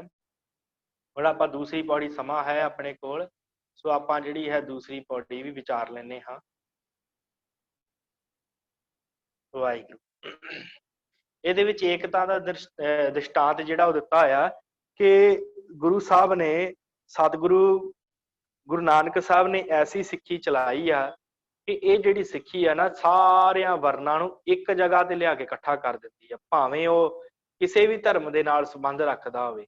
ਇਹ ਨਹੀਂ ਕਿ ਇਕੱਲਾ ਸਿੱਖ ਹੀ, ਭਾਵੇਂ ਉਹ ਕਿਸੇ ਵੀ ਧਰਮ ਦੇ ਨਾਲ ਸੰਬੰਧ ਰੱਖਦਾ ਹੋਵੇ, ਜੇ ਉਹ ਗੁਰੂ ਦਾ ਸ਼ਬਦ ਸੁਣੇਗਾ ਤੇ ਉਹਦਾ ਭਲਾ ਹੋਵੇਗਾ, ਉਹਦੇ ਵਿਕਾਰ ਖਤਮ ਹੋਣਗੇ ਤੇ ਉਹਦਾ ਜੀਵਨ ਜਿਹੜਾ ਹੈ ਉਹ ਚੰਗਾ ਹੋਵੇਗਾ, ਭਾਵੇਂ ਉਹ ਕਿਸੇ ਵੀ ਧਰਮ ਦੇ ਨਾਲ, ਕਿਸੇ ਵੀ ਜਾਤ ਦੇ ਨਾਲ, ਕਿਸੇ ਵੀ ਵਰਨ ਦੇ ਨਾਲ ਸੰਬੰਧ ਕਿਉਂ ਨਾ ਰੱਖਦਾ ਹੋਵੇ। ਸੋ ਇਹ ਜਿਹੜਾ ਏਕਤਾ ਦਾ ਸਿਧਾਂਤ ਜੋ ਦਿੱਤਾ ਹੈ ਭਾਈ ਗੁਰਦਾਸ ਜੀ ਨੇ, ਆਪਾਂ ਪਹਿਲਾਂ ਮੂਲ ਪਾਠ ਜਿਹੜਾ ਉਹ ਕਰ ਲੈਂਦੇ ਹਾਂ। ਚਾਰ ਵਰਨ ਇੱਕ ਵਰਨ ਕਰ, ਵਰਨ ਅਵਰਨ ਤਮੋਲ ਗੁਲਾਲੇ, ਅਸ਼ਟ ਧਾਤ ਇੱਕ ਧਾਤ ਕਰ, ਵੇਦ ਕਤੇਬ ਨਾ ਭੇਦ ਵਿਚਾਲੇ, ਚੰਦਨ ਵਾਸ ਵਣਸਪਤ, ਅਫਲ ਸਫਲ ਵਿੱਚ ਵਾਸ ਬਹਾਲੇ, ਲੋਹਾ ਸੋਨਾ ਹੋਏ ਕੈ, ਸੋਨਾ ਸੋਇਨਾ ਹੋਏ ਸੁਗੰਧ ਵਿਖਾਲੇ, ਸੋਇਨੇ ਅੰਦਰ ਰੰਗ ਰਸ, ਚਰਨਾਮ੍ਰਿਤ ਅੰਮ੍ਰਿਤ ਮਤਵਾਲੇ, ਮਾਨਕ ਮੋਤੀ ਸੋਨਿਆਹੋ, ਜਗਮਗ ਜੋਤ ਹੀਰੇ ਪਰਵਾਲੇ, ਦਬ ਦਿਬ ਦ੍ਰਿਸ਼ਟ ਦਿਬ ਦਿਸ਼ਟ ਹੋਏ, ਸ਼ਬਦ ਸੁਰਤ ਦਿਬ ਜੋਤ ਉਜਾਲੇ, ਗੁਰਮੁਖ ਸੁਖ ਫਲ ਰਸਕ ਰਸਾਲੇ। ਸੋ ਭਾਈ ਸਾਹਿਬ ਭਾਈ ਗੁਰਦਾਸ ਜੀ ਬਖਸ਼ਿਸ਼ ਕਰਦੇ ਆ, ਦੱਸਦੇ ਆ ਕਿ ਚਾਰ ਵਰਨ ਇੱਕ ਵਰਨ ਕਰ। ਚਾਰ ਵਰਨ ਕਿਹੜੇ ਆ? ਚਾਰਾਂ ਵਰਨਾਂ ਨੂੰ ਜਿਹੜਾ ਹੈ ਇੱਕ ਕਰ ਦਿੱਤਾ ਹੈ ਸਤਿਗੁਰਾਂ ਨੇ, ਗੁਰੂ ਸਾਹਿਬ ਦੀ ਸਿੱਖੀ ਨੇ। ਚਾਰ ਵਰਨ ਜਿਹੜੇ ਆ ਉਹਨਾਂ ਨੂੰ ਇੱਕ ਕਰ ਦਿੱਤਾ। ਇਹ ਚਾਰ ਵਰਨ ਕਿਹੜੇ ਆ? ਬ੍ਰਹਮਚਾਰੀ, ਗ੍ਰਸਤੀ, ਬਾਣਪ੍ਰਸਤ ਤੇ ਸੰਨਿਆਸੀ। ਬ੍ਰਹਮਚਾਰ ਇਹ ਕਹਿੰਦੇ ਆ ਨਾ ਕਿ ਸਨਾਤਨ ਧਰਮ ਕਹਿੰਦਾ ਹੈ ਕਿ ਮਨੁੱਖ ਨੂੰ ਪਹਿਲੇ 25 ਸਾਲ ਦੀ ਉਮਰ ਜਿਹੜੀ ਆ ਉਹ ਬ੍ਰਹਮਚਾਰੀ ਰਹਿਣਾ ਚਾਹੀਦਾ ਹੈ, ਫਿਰ 25 ਸਾਲ ਤੋਂ ਅੱਗੇ ਜਿਹੜਾ 50 ਸਾਲ ਤੱਕ ਉਹਨੂੰ ਗ੍ਰਸਤੀ ਰਹਿਣਾ ਚਾਹੀਦਾ ਹੈ, ਫਿਰ ਉਹਨੂੰ ਆਪਣਾ 50 ਸਾਲ ਤੋਂ ਬਾਅਦ ਘਰ-ਬਾਰ ਛੱਡ ਕੇ ਬਾਣਪ੍ਰਸਤ ਹੋ ਜਾਣਾ ਚਾਹੀਦਾ ਹੈ, ਤੇ ਫਿਰ ਉਸ ਤੋਂ ਬਾਅਦ ਉਹਨੂੰ ਸੰਨਿਆਸ ਜਿਹੜਾ ਧਾਰਨ ਕਰ ਲੈਣਾ ਚਾਹੀਦਾ ਹੈ। ਸੋ ਇਹ ਜਿਹੜੇ ਆ ਨਾ ਚਾਰ ਤਰ੍ਹਾਂ ਦੇ ਉਹਨਾਂ ਨੇ ਵਰਨ ਦੱਸੇ ਆ, ਚਾਰ ਵਰਨ। ਜਾਂ ਕਹਿ ਲਓ ਕਿ ਕੁਝ ਬ੍ਰਹਮਚਾਰੀ ਹੁੰਦੇ ਆ ਸੰਸਾਰ ਦੇ ਵਿੱਚ, ਕੁਝ ਮਨੁੱਖ ਗ੍ਰਸਤੀ ਹੁੰਦੇ ਆ, ਕੁਝ ਮਨੁੱਖ ਬਾਣਪ੍ਰਸਤ ਹੁੰਦੇ ਆ, ਕੁਝ ਮਨੁੱਖ ਸੰਨਿਆਸੀ ਹੁੰਦੇ ਆ। ਬਾਣ ਦਾ ਅਰਥ ਹੁੰਦਾ ਹੈ ਜੰਗਲ, ਪ੍ਰਸਤ ਭਾਵ ਉੱਥੇ ਰਹਿਣ ਵਾਲਾ, ਬਾਣਪ੍ਰਸਤੀ, ਤੇ ਬਾਣ ਦਾ ਅਰਥ ਜੰਗਲ ਹੁੰਦਾ। ਸੋ ਜਿਹੜੇ ਜੰਗਲਾਂ ਦੇ ਵਿੱਚ ਵਿਚਰਨ ਵਾਲੇ, ਜਿਨ੍ਹਾਂ ਨੇ ਸੰਨਿਆਸ ਧਾਰਨ ਕੀਤਾ ਹੋਇਆ, ਇਹ ਇਹਨਾਂ ਦੀ ਗੱਲ ਕਰਦੇ ਆ ਕਿ ਇਹ ਜਿਹੜੀ ਚਾਰ ਵਰਨ ਆ ਨਾ, ਜੇ ਚਾਰ ਵਰਨਾਂ ਦੇ ਲੋਕ ਆ, ਚਾਰ ਵਰਨ ਇੱਕ ਵਰਨ ਕਰ, ਇਹ ਸਾਰਿਆਂ ਨੂੰ ਸਤਿਗੁਰਾਂ ਨੇ ਕੀ ਸਾਂਝਾ ਉਪਦੇਸ਼ ਦਿੱਤਾ, ਇੱਕੋ ਹੀ ਉਪਦੇਸ਼, ਇੱਕ ਵਰਨ ਦਾ ਅਰਥ ਇੱਕੋ ਹੀ ਉਪਦੇਸ਼ ਦਿੱਤਾ ਹੈ।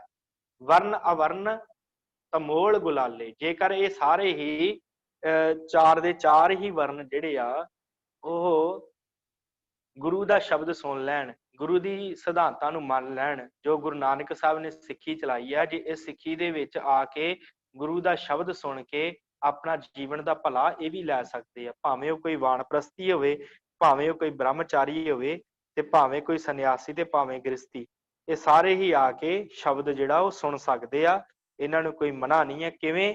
ਜਿਵੇਂ ਕਹਿੰਦੇ ਆ ਵਰਨ ਅਵਰਨ ਤਮੋਲ ਗੁਲਾਲੇ। ਤਮੋਲ ਗੁਲਾਲੇ, ਤਮੋਲ ਦਾ ਅਰਥ ਜਿਹੜਾ ਹੁੰਦਾ ਹੈ ਉਹ ਸਾਧ ਸੰਗਤ, ਤਮੋਲ ਹੁੰਦਾ ਹੈ ਪਾਨਾਂ ਦਾ ਬੀੜਾ। ਜਿਵੇਂ ਪਾਨ ਨਹੀਂ ਹੁੰਦੇ, ਪਾਨ ਜਿਹੜੇ ਲੋਕ ਚਬਾਉਂਦੇ ਆ, ਪਾਨ ਉਹ ਜਿਹੜਾ ਇਕੱਠਾ ਕਰਦੇ ਆ, ਉਹਦੇ ਵਿੱਚ ਉਹਨਾਂ ਪਾਇਆ ਹੁੰਦਾ ਚੂਨਾ, ਪਾਇਆ ਹੁੰਦਾ ਕੱਥਾ, ਸੁਪਾਰੀ, ਤੇ ਇੱਕ ਬੀੜਾ ਜਿਹਾ ਬਣਾ ਕੇ ਰੱਸੀ ਜੀ ਬੰਨ ਕੇ ਦੇ ਦਿੰਦੇ ਆ, ਤੇ ਬੰਦਾ ਖਾ ਲੈਂਦਾ। ਤੇ ਕਹਿੰਦੇ ਕਿ ਉਹ ਦੇਖੋ ਚੂਨਾ ਜਿਹੜਾ ਉਹ ਚਿੱਟੇ ਰੰਗ ਦਾ ਹੁੰਦਾ, ਤੇ ਬਾਕੀ ਵੀ ਹੋਰ ਤਰ੍ਹਾਂ ਦੇ ਰੰਗ ਦੇ ਹੁੰਦੇ ਆ, ਪਰ ਜਦੋਂ ਉਹ ਮਨੁੱਖ ਚਬਾਉਂਦਾ ਤੇ ਉਹਦੇ ਵਿੱਚੋਂ ਲਾਲ ਰੰਗ ਨਿਕਲਦਾ। ਗੁਲਾਲੇ, ਗੁਲਾਲੇ ਦਾ ਅਰਥ ਪੋਸਤ ਵੀ ਕੀਤਾ, ਕਿ ਜਿਵੇਂ ਲਾਲ ਫੁੱਲ ਪੋਸਤ ਦਾ ਹੁੰਦਾ ਨਾ, ਇਸ ਤਰ੍ਹਾਂ ਦਾ ਉਹਦੇ ਵਿੱਚੋਂ ਜਿਹੜਾ ਰੰਗ ਨਿਕਲਦਾ, ਭਾਵੇਂ ਕਿ ਉਹ ਹਰੇ ਰੰਗ ਦਾ ਹੁੰਦਾ ਪੱਤਾ, ਤੇ ਵਿੱਚ ਜਿਹੜਾ ਚੂਨਾ ਸਾਰਾ ਕੁਝ ਜਿਹੜਾ ਹੋਰ ਰੰਗਾਂ ਦੇ ਹੁੰਦੇ ਆ, ਪਰ ਜਦੋਂ ਬੰਦਾ ਚਬਾਉਂਦਾ ਉਦੋਂ ਲਾਲ ਰੰਗ ਨਿਕਲਦਾ, ਇੱਕੋ ਹੀ ਰੰਗ ਨਿਕਲਦਾ। ਇਸ ਕਰਕੇ ਕਹਿੰਦੇ ਵੀ ਸਤਿਗੁਰਾਂ ਦਾ ਜਿਹੜਾ ਸ਼ਬਦ ਹੈ, ਗੁਰੂ ਦਾ ਜਿਹੜਾ ਸ਼ਬਦ ਹੈ, ਉਹ ਭਾਵੇਂ ਕਿਸੇ ਵੀ ਵਰਨ ਦਾ ਮਨੁੱਖ ਸੁਣ ਲਵੇ, ਉਹ ਜਿਹੜਾ ਹੈ ਉਸ ਨੂੰ ਕਮਾ ਲਵੇ ਤੇ ਉਹਦਾ ਭਲਾ ਹੋ ਸਕਦਾ। ਸਾਰਿਆਂ ਨੂੰ ਸਤਿਗੁਰਾਂ ਨੇ ਇੱਕੋ ਥਾਂ ਦੇ ਉੱਤੇ ਇਕੱਠਾ ਕਰ ਦਿੱਤਾ ਕਿ ਜਿਹੜਾ ਵੀ ਸ਼ਬਦ ਸੁਣੇਗਾ ਉਹਦਾ ਭਲਾ ਹੋਏਗਾ। ਚਾਰ ਵਰਨ ਇੱਕ ਵਰਨ ਕਰ, ਵਰਨ ਅਵਰਨ ਤਮੋਲ ਗੁਲਾਲੇ, ਅਸ਼ਟ ਧਾਤ ਇੱਕ ਧਾਤ ਕਰ, ਵੇਦ ਕਤੇਬ ਨਾ ਭੇਦ ਵਿਚਾਲੇ। ਹੁਣ 8 ਧਾਤਾਂ ਹੁੰਦੀਆਂ ਜਿਨ੍ਹਾਂ ਨੂੰ ਪਾਰਸ ਛੋਹ ਜਾਵੇ, ਤੇ ਉਹ ਜਿਹੜੀਆਂ 8 ਧਾਤਾਂ ਆ ਉਹ ਸੋਨੇ ਵਰਗੀਆਂ ਬਣ ਜਾਂਦੀਆਂ। 8 ਧਾਤਾਂ 8 ਧਾਤਾਂ ਹੁੰਦੀਆਂ ਜਿਨ੍ਹਾਂ ਦੇ ਵਿੱਚ ਸੋਨਾ ਵਾਹਿਗੁਰੂ, ਜਿਨ੍ਹਾਂ ਦੇ ਵਿੱਚ ਚਾਂਦੀ, ਲੋਹਾ ਤੇ ਹੋਰ ਜਿੰਨੀਆਂ ਵੀ ਧਾਤਾਂ ਹੁੰਦੀਆਂ, ਉਹ ਸਾਰੀਆਂ ਜੇ ਕਿਤੇ ਛੋਹ ਜਾਵੇ ਪਾਰਸ ਨਾਲ 8 ਧਾਤਾਂ, ਤੇ 8 ਦੀਆਂ 8 ਧਾਤਾਂ ਜਿਹੜੀਆਂ ਆ ਉਹ ਸੋਨੇ ਦੇ ਵਿੱਚ ਤਬਦੀਲ ਹੋ ਜਾਂਦੀਆਂ। ਇਹ ਗੱਲ ਮੰਨੀ ਜਾਂਦੀ ਹੈ। ਅਸ਼ਟ ਧਾਤ ਇੱਕ ਧਾਤ ਕਰ, ਵੇਦ ਕਤੇਬ ਨਾ ਭੇਦ ਵਿਚਾਲੇ। ਕਹਿੰਦੇ ਕਿ ਇਸੇ ਤਰ੍ਹਾਂ ਜਿਹੜਾ ਗੁਰੂ ਦਾ ਸ਼ਬਦ ਸੁਣਦਾ ਹੈ, ਭਾਵੇਂ ਉਹ 8 ਧਾਤਾਂ ਰੂਪੀ ਭਾਵ, ਭਾਵੇਂ ਉਹ ਖੱਤਰੀ ਹੈ, ਬ੍ਰਾਹਮਣ ਹੈ, ਸੂਦ ਹੈ, ਵੈਸ਼ ਹੈ, ਇਹ 4 ਤਰ੍ਹਾਂ ਦੇ ਇਹ ਵਰਨ ਆ ਗਏ। ਫਿਰ 4 ਹੀ ਅੱਗੇ ਜਿਹੜੇ ਆਪਾਂ ਅੱਗੇ ਗਿਣੇ ਆ, ਬ੍ਰਹਮਚਾਰੀ, ਗ੍ਰਸਤੀ, ਬਾਣਪ੍ਰਸਤੀ, ਸੰਨਿਆਸੀ। 8 ਹੋ ਗਏ ਨਾ, ਖੱਤਰੀ, ਬ੍ਰਾਹਮਣ, ਸੂਦ, ਵੈਸ਼, ਇਹ 4 ਏ, ਤੇ ਬ੍ਰਾਹਮਣ, ਗ੍ਰਸਤੀ, ਬਾਣਪ੍ਰਸਤੀ ਤੇ ਸੰਨਿਆਸੀ 8 ਹੋ ਗਏ। ਕਹਿੰਦੇ ਇਹਨਾਂ ਦੇ ਵਿੱਚੋਂ 8 ਦੇ ਵਿੱਚੋਂ ਭਾਵੇਂ ਉਹ ਕਿਸੇ ਵੀ ਜਾਤੀ ਨਾਲ ਸੰਬੰਧ ਰੱਖਦਾ ਹੋਵੇ ਮਨੁੱਖ, ਭਾਵੇਂ ਖੱਤਰੀ ਹੋਵੇ, ਭਾਵੇਂ ਬ੍ਰਾਹਮਣ ਹੋਵੇ, ਭਾਵੇਂ ਵੈਸ਼ ਹੋਵੇ ਤੇ ਭਾਵੇਂ ਸ਼ੂਦਰ ਹੋਵੇ, ਉਹ ਕਿਸੇ ਵੀ ਜਾਤੀ ਦੇ ਨਾਲ ਸੰਬੰਧ ਰੱਖਣ ਵਾਲਾ ਹੋਵੇ, ਤੇ ਭਾਵੇਂ ਉਹ ਕਿਸੇ ਵੀ ਜਿਹੜਾ ਵਰਨ ਦੇ ਨਾਲ ਜਿਹੜਾ ਸੰਬੰਧ ਰੱਖਣ ਵਾਲਾ ਹੋਵੇ ਮਨੁੱਖ, ਜੇ ਕਿਤੇ ਗੁਰੂ ਦਾ ਸ਼ਬਦ ਸੁਣ ਲਵੇ, ਅਸ਼ਟ ਧਾਤ ਇੱਕ ਧਾਤ ਕਰ, ਉਹ ਇੱਕ ਹੀ ਧਾਤ ਦੇ ਵਿੱਚ ਤਬਦੀਲ ਹੋ ਜਾਂਦੇ ਆ, ਸੋਨੇ ਦੇ ਵਿੱਚ। ਭਾਵ ਉਹਨਾਂ ਦਾ ਜੀਵਨ ਜਿਹੜਾ ਸਵਰ ਜਾਂਦਾ ਹੈ, ਉਹ ਸ਼ੁੱਧ ਹੋ ਜਾਂਦੇ ਸੋਨੇ ਦੇ ਵਾਂਗੂ। ਉਹਨਾਂ ਦਾ ਜੀਵਨ ਚਮਕਾ ਮਾਰਨ ਲੱਗ ਪਵੇਗਾ। ਜੇ ਉਹ ਸ਼ੂਦਰ ਹੈ, ਜੇ ਉਹ ਸ਼ਬਦ ਸੁਣ ਲਵੇਗਾ, ਤੇ ਉਹ ਫਿਰ ਭਗਤ ਰਵਿਦਾਸ ਜੀ ਵਾਂਗੂ ਚਮਕੇਗਾ ਸਾਰੇ ਸੰਸਾਰ ਦੇ ਉੱਤੇ। ਐਸਾ ਉਸਦਾ ਜੀਵਨ ਹੋ ਜਾਏਗਾ। ਫਿਰ ਉਹਨੂੰ ਕਿਸੇ ਤਰ੍ਹਾਂ ਦੀ ਕੋਈ ਟੂਟ ਨਹੀਂ ਰਵੇਗੀ। ਉਹ ਫਿਰ ਜਿਵੇਂ ਅਸ਼ਟ ਧਾਤ ਇੱਕ ਧਾਤ ਕਰ, ਉਹ ਇੱਕ ਧਾਤ ਕਿਹੜੀ ਧਾਤ ਬਣ ਜਾਵੇਗਾ? ਸੋਨੇ ਰੂਪੀ ਧਾਤ ਹੋ ਜਾਵੇਗਾ ਉਹਦਾ ਜੀਵਨ। ਉਹ ਚਮਕ ਪਵੇਗਾ ਸੰਸਾਰ ਦੇ ਵਿੱਚ। ਵੇਦ ਕਤੇਬ ਨਾ ਭੇਦ ਵਿਚਾਲੇ। ਫਿਰ ਉਹਨਾਂ ਦੇ ਜਿਹੜੇ ਵੇਦ ਆ ਤੇ ਜਿਹੜੇ ਕਤੇਬ ਆ, ਵੇਦ ਤੋਂ ਭਾਵ ਜਿਹੜੇ ਵੇਦਾਂ ਨੂੰ ਮੰਨਣ ਵਾਲੇ 4 ਵੇਦਾਂ ਨੂੰ, ਕਤੇਬਾਂ ਤੋਂ ਭਾਵ ਜਿਹੜਾ ਦੂਸਰੇ ਮੱਤ ਆ, ਜਿਹੜੇ ਹਿੰਦੁਸਤਾਨ ਤੋਂ ਬਾਹਰਲੇ ਮੱਤ ਆ, ਜਿਵੇਂ ਈਸਾਈ ਮੱਤ ਹੋ ਗਿਆ ਜਾਂ ਮੁਸਲਮਾਨ ਜਿਹੜੇ ਆ, ਇਹਨਾਂ ਦੇ ਵਿੱਚ ਜਿਹੜੇ ਇਹਨਾਂ ਨੂੰ ਮੰਨਣ ਵਾਲੇ ਆ, ਉਹਨਾਂ ਦੇ ਵਿੱਚ ਵੀ ਸਤਿਗੁਰ ਕਹਿੰਦੇ ਕੋਈ ਭੇਦ ਨਹੀਂ ਆ। ਉਹ ਵੀ ਆ ਕੇ ਸ਼ਬਦ ਸੁਣ ਸਕਦੇ ਆ, ਉਹ ਵੀ ਸ਼ਬਦ ਨੂੰ, ਗੁਰੂ ਦੇ ਸ਼ਬਦ ਨੂੰ ਗ੍ਰਹਿਣ ਕਰ ਸਕਦੇ ਆ। ਤੇ ਜੇ ਉਹ ਵੀ ਸ਼ਬਦ ਸੁਣਨਗੇ, ਜਿਹੜੇ ਵੇਦਾਂ ਨੂੰ ਮੰਨਣ ਵਾਲੇ, ਜਿਹੜੇ ਕਿਤਾਬਾਂ ਨੂੰ ਮੰਨਣ ਵਾਲੇ ਆ, ਉਹਨਾਂ ਦੇ ਮਨ ਵਿਚਲੇ ਵੀ ਭੇਦ ਮਿਟ ਜਾਣਗੇ, ਉਹਨਾਂ ਦੇ ਮਨ ਵਿਚਲੇ ਭੇਦ ਵੀ ਖਤਮ ਹੋ ਜਾਣਗੇ, ਜੇ ਉਹ ਗੁਰੂ ਦਾ ਸ਼ਬਦ ਸੁਣ ਲੈਣ। ਸਾਰਿਆਂ ਨੂੰ ਇੱਕ ਜਗ੍ਹਾ ਤੇ ਲਿਆ ਦਿੱਤਾ ਕਿ ਗੁਰੂ ਦਾ ਸ਼ਬਦ ਸਭ ਤੋਂ ਸ੍ਰੇਸ਼ਟ ਹੈ। ਜੇ ਉਹ ਸ਼ਬਦ ਸੁਣ ਲੈਣਗੇ, ਵਿਕਾਰ ਉਹਨਾਂ ਦੇ ਖਤਮ ਹੋਣਗੇ, ਉਹਨਾਂ ਦਾ ਭਲਾ ਹੋਵੇਗਾ। ਚੰਦਨ ਵਾਸ ਵਣਸਪਤ, ਅਫਲ ਸਫਲ ਵਿੱਚ ਵਾਸ ਬਿਹਾਲੇ। ਸਫਲ ਨਹੀਂ, ਸਫਲ। ਵਾਹਿਗੁਰੂ। ਚੰਦਨ ਵਾਸ ਵਣਸਪਤ ਪਤ, ਅਫਲ ਸਫਲ ਵਿੱਚ ਵਾਸ ਬਹਾਲੇ। ਕਹਿੰਦੇ ਜਿਹੜਾ ਚੰਦਨ ਹੁੰਦਾ ਹੈ, ਚੰਦਨ ਹੁਣ ਕਿਸੇ ਜੰਗਲ ਦੇ ਵਿੱਚ ਚੰਦਨ ਦਾ ਰੁੱਖ ਉੱਗਿਆ ਹੋਵੇ, ਤੇ ਜਦੋਂ ਹਵਾ ਵਗਦੀ ਆ, ਨੇੜੇ ਤੇੜੇ ਦੇ ਜਿੰਨੇ ਵੀ ਰੁੱਖ ਹੁੰਦੇ ਆ, ਭਾਵੇਂ ਉਹਦੇ ਤੇ ਫਲ ਲੱਗਾ ਹੋਵੇ ਤੇ ਭਾਵੇਂ ਫਲ ਨਾ ਲੱਗਾ ਹੋਵੇ। ਅਫਲ ਤੋਂ ਭਾਵ ਫਲ ਤੋਂ ਬਗੈਰ, ਸਫਲ ਤੋਂ ਭਾਵ ਜਿੱਥੇ ਤੇ ਫਲ ਲੱਗਾ ਹੋਵੇ। ਕਹਿੰਦੇ ਭਾਵੇਂ ਕੋਈ ਫਲਾਂ ਵਾਲਾ ਰੁੱਖ ਹੋਵੇ ਤੇ ਭਾਵੇਂ ਕੋਈ ਬਿਨਾਂ ਫਲਾਂ ਵਾਲਾ ਰੁੱਖ ਹੋਵੇ। ਚੰਦਨ ਵਾਸ ਵਨਸਪਤ, ਸਾਰੀ ਵਨਸਪਤੀ ਦੇ ਵਿੱਚ ਚੰਦਨ ਦੀ ਵਾਸਨਾ ਫੈਲ ਜਾਂਦੀ ਹੈ। ਜਿਹੜੇ ਚੰਦਨ ਦੇ ਨੇੜੇ ਰੁੱਖ ਹੁੰਦੇ ਆ ਨਾ, ਉਹਨਾਂ ਦੇ ਵਿੱਚ ਵੀ ਸਮੈਲ ਆਉਣ ਲੱਗ ਪੈਂਦੀ ਚੰਦਨ ਵਾਂਗ। ਤੇ ਸਫਲ ਅਫਲ ਸਫਲ ਵਿੱਚ ਵਾਸ ਬਹਾਲੇ। ਚੰਦਨ ਜਿਵੇਂ ਸਾਰਿਆਂ ਦੇ ਵਿੱਚ ਵਾਸ਼ਨਾ ਬਹਾਲਦਾ, ਭਾਵੇਂ ਕਿਸੇ ਰੁੱਖ ਨੂੰ ਫਲ ਲੱਗਾ ਹੋਵੇ, ਕਿਸੇ ਨੂੰ ਨਾ ਲੱਗਾ ਹੋਵੇ, ਉਹ ਕਿਸੇ ਤਰ੍ਹਾਂ ਦਾ ਕੋਈ ਜਿਹੜਾ ਹੈ ਇਹ ਨਹੀਂ ਕਰਦਾ ਕਿ ਇਹਨੂੰ ਫਲ ਲੱਗਾ ਤੇ ਇਹਨੂੰ ਮੈਂ ਵਾਸ਼ਨਾ ਦੇ ਦੇਵਾਂ। ਉਹ ਸਾਰਿਆਂ ਦੇ ਵਿੱਚ ਆਪਣੀ ਵਾਸ਼ਨਾ ਬਣਦਾ ਹੈ। ਤੇ ਗੁਰੂ ਦਾ ਸ਼ਬਦ ਐਸਾ ਹੈ, ਭਾਵੇਂ ਕੋਈ ਮਨੁੱਖ ਜਿਹੜਾ ਹੈ ਕਿਸੇ ਧਰਮ ਨਾਲ ਸੰਬੰਧ ਰੱਖਦਾ ਹੋਵੇ, ਭਾਵੇਂ ਕਿਸੇ ਦੇ ਗੁਣ ਮਾੜੇ ਕਿਉਂ ਨਾ ਹੋਣ, ਜੇ ਉਹ ਵੀ ਗੁਰੂ ਦੇ ਕੋਲੋਂ ਸ਼ਬਦ ਸੁਣ ਆ ਜਾਵੇ ਤੇ ਗੁਰੂ ਉਹਨੂੰ ਵੀ ਆਪਣਾ ਸ਼ਬਦ ਰੂਪੀ ਸੁਗੰਧੀ ਜਿਹੜੀ ਉਹ ਦਿੰਦਾ ਹੈ। ਐਸਾ ਹੈ ਗੁਰੂ ਦਾ ਸ਼ਬਦ। ਭਾਵੇਂ ਮਾੜੇ ਜੀਵਨ ਵਾਲਾ ਆ ਜੇ ਅਫਲ, ਤੇ ਭਾਵੇਂ ਸਫਲ, ਭਾਵੇਂ ਚੰਗੇ ਜੀਵਨ ਵਾਲਾ ਆ ਜੇ, ਉਹਨੂੰ ਬਰਾਬਰ ਦਾ ਅਧਿਕਾਰ ਹੈ ਸੰਗਤ ਵਿੱਚ ਬੈਠਣ ਦਾ। ਉਹਨੂੰ ਬਰਾਬਰ ਦਾ ਅਧਿਕਾਰ ਹੈ ਸ਼ਬਦ ਗ੍ਰਹਿਣ ਕਰਨ ਦਾ, ਉਹਨੂੰ ਬਰਾਬਰ ਦਾ ਅਧਿਕਾਰ ਹੈ ਗੁਰੂ ਦੇ ਸ਼ਬਦ ਨੂੰ ਕਮਾਉਣ ਦਾ। ਇਹ ਜਿਹੜਾ ਆਪਾਂ ਇਸ ਪੰਕਤੀ ਤੋਂ ਅਰਥ ਲੈਣੇ ਆ ਕਿ ਜਿਵੇਂ ਚੰਦਨ ਕਿਸੇ ਤਰ੍ਹਾਂ ਦੀ ਕੋਈ ਉਹ ਨਹੀਂ ਕਰਦਾ ਕਿ ਇਹ ਵੱਡਾ ਇਹਨੂੰ ਫਲ ਲੱਗੇ ਆ, ਇਸ ਰੁੱਖ ਨੂੰ ਨਹੀਂ ਲੱਗੇ, ਤੇ ਇਸੇ ਤਰ੍ਹਾਂ ਗੁਰੂ ਦਾ ਸ਼ਬਦ ਹੈ, ਇਹ ਸ਼ਬਦ ਜਿਹੜਾ ਕਿਸੇ ਨੂੰ ਵੀ ਕੋਈ ਕਿਸੇ ਤਰ੍ਹਾਂ ਦਾ ਕੋਈ ਨਹੀਂ ਕਰਦਾ ਕਿ ਇਹ ਮਨੁੱਖ ਮਾੜੇ ਜੀਵਨ ਵਾਲਾ ਹੈ, ਮੈਂ ਇਹਨੂੰ ਸ਼ਬਦ ਨਹੀਂ ਦੇਣਾ। ਗੁਰੂ ਇਹ ਨਹੀਂ ਸੋਚਦਾ ਕਿ ਇਹ ਮਾੜੇ ਜੀਵਨ ਵਾਲਾ ਹੈ ਤੇ ਇਹਨੂੰ ਜਿਹੜਾ ਬਾਣੀ ਨਹੀਂ ਪੜ੍ਹਨ ਦੇਣੀ, ਇਹ ਚੰਗੇ ਜੀਵਨ ਵਾਲਾ ਇਹ ਪੜ੍ਹ ਸਕਦਾ, ਇਸ ਤਰ੍ਹਾਂ ਨਹੀਂ ਹੈ। ਇਹ ਨੀਵੀਂ ਜਾਤੀ ਨਾਲ ਸੰਬੰਧ ਰੱਖਦਾ, ਇਹ ਬਾਣੀ ਨਹੀਂ ਪੜ੍ਹ ਸਕਦਾ, ਇਸ ਤਰ੍ਹਾਂ ਨਹੀਂ ਹੈ। ਕਹਿੰਦੇ ਭਾਵੇਂ ਮਾੜੇ ਜੀਵਨ ਵਾਲਾ, ਭਾਵੇਂ ਨੀਵੀਂ ਜਾਤੀ ਨਾਲ ਸੰਬੰਧ ਰੱਖਦਾ, ਭਾਵੇਂ ਉੱਚੀ ਕੁੱਲ ਨਾਲ ਸੰਬੰਧ ਰੱਖਦਾ, ਉਹ ਮਨੁੱਖ ਵੀ ਸ਼ਬਦ ਸੁਣ ਕੇ ਆਪਣਾ ਜੀਵਨ ਸਫਲ ਕਰ ਸਕਦਾ ਹੈ। ਸ਼ਬਦ ਪੜ੍ਹ ਕੇ, ਸ਼ਬਦ ਸੁਣ ਕੇ, ਬਾਣੀ ਸੁਣ ਕੇ ਉਹ ਆਪਣਾ ਜੀਵਨ ਸਫਲ ਕਰ ਸਕਦਾ। ਲੋਹਾ ਸੋਨਾ ਹੋਏ ਕੈ ਸੋਇ ਨਾ ਹੋਏ ਸੁਗੰਧ ਵਿਖਾਲੇ। ਕਹਿੰਦੇ ਫਿਰ ਜਿਹੜਾ ਲੋਹਾ ਹੁੰਦਾ ਹੈ ਨਾ, ਲੋਹਾ ਉਹ ਜਦੋਂ ਗੁਰੂ ਰੂਪੀ ਪਾਰਸ ਦੇ ਨਾਲ ਛੋਹ ਜਾਂਦਾ ਹੈ, ਜਦੋਂ ਗੁਰੂ ਰੂਪੀ ਪਾਰਸ ਦੇ ਨਾਲ ਜਿਹੜਾ ਸੋਨਾ ਛੋਹ ਜਾਂਦਾ ਹੈ, ਲੋਹਾ ਛੋਹ ਜਾਂਦਾ ਹੈ, ਭਾਵ ਜਿਹੜਾ ਲੋਹੇ ਰੂਪੀ ਮਨੁੱਖ ਹਨ ਜਿਨ੍ਹਾਂ ਨੂੰ ਬੜਾ ਹੰਕਾਰ ਹੁੰਦਾ ਹੈ, ਜੇ ਕਿਤੇ ਉਹ ਗੁਰੂ ਰੂਪੀ ਪਾਰਸ ਦੇ ਨਾਲ ਛੋਹ ਜਾਣ, ਉਹਨਾਂ ਨੂੰ ਪ੍ਰਾਪਤ ਕੀ ਹੁੰਦਾ ਹੈ? ਸੋਨਾ ਹੋ ਜਾਂਦੇ ਆ। ਲੋਹਾ ਸੋਨਾ ਹੋਏ ਕੈ ਸੋਨਾ ਹੋਏ ਸੁਗੰਧ ਵਿਖਾਲੇ। ਫਿਰ ਕਹਿੰਦੇ ਉਹਨਾਂ ਦੇ ਸੁਗੰਧੀ ਆਉਣ ਲੱਗ ਪੈਂਦੀ ਹੈ।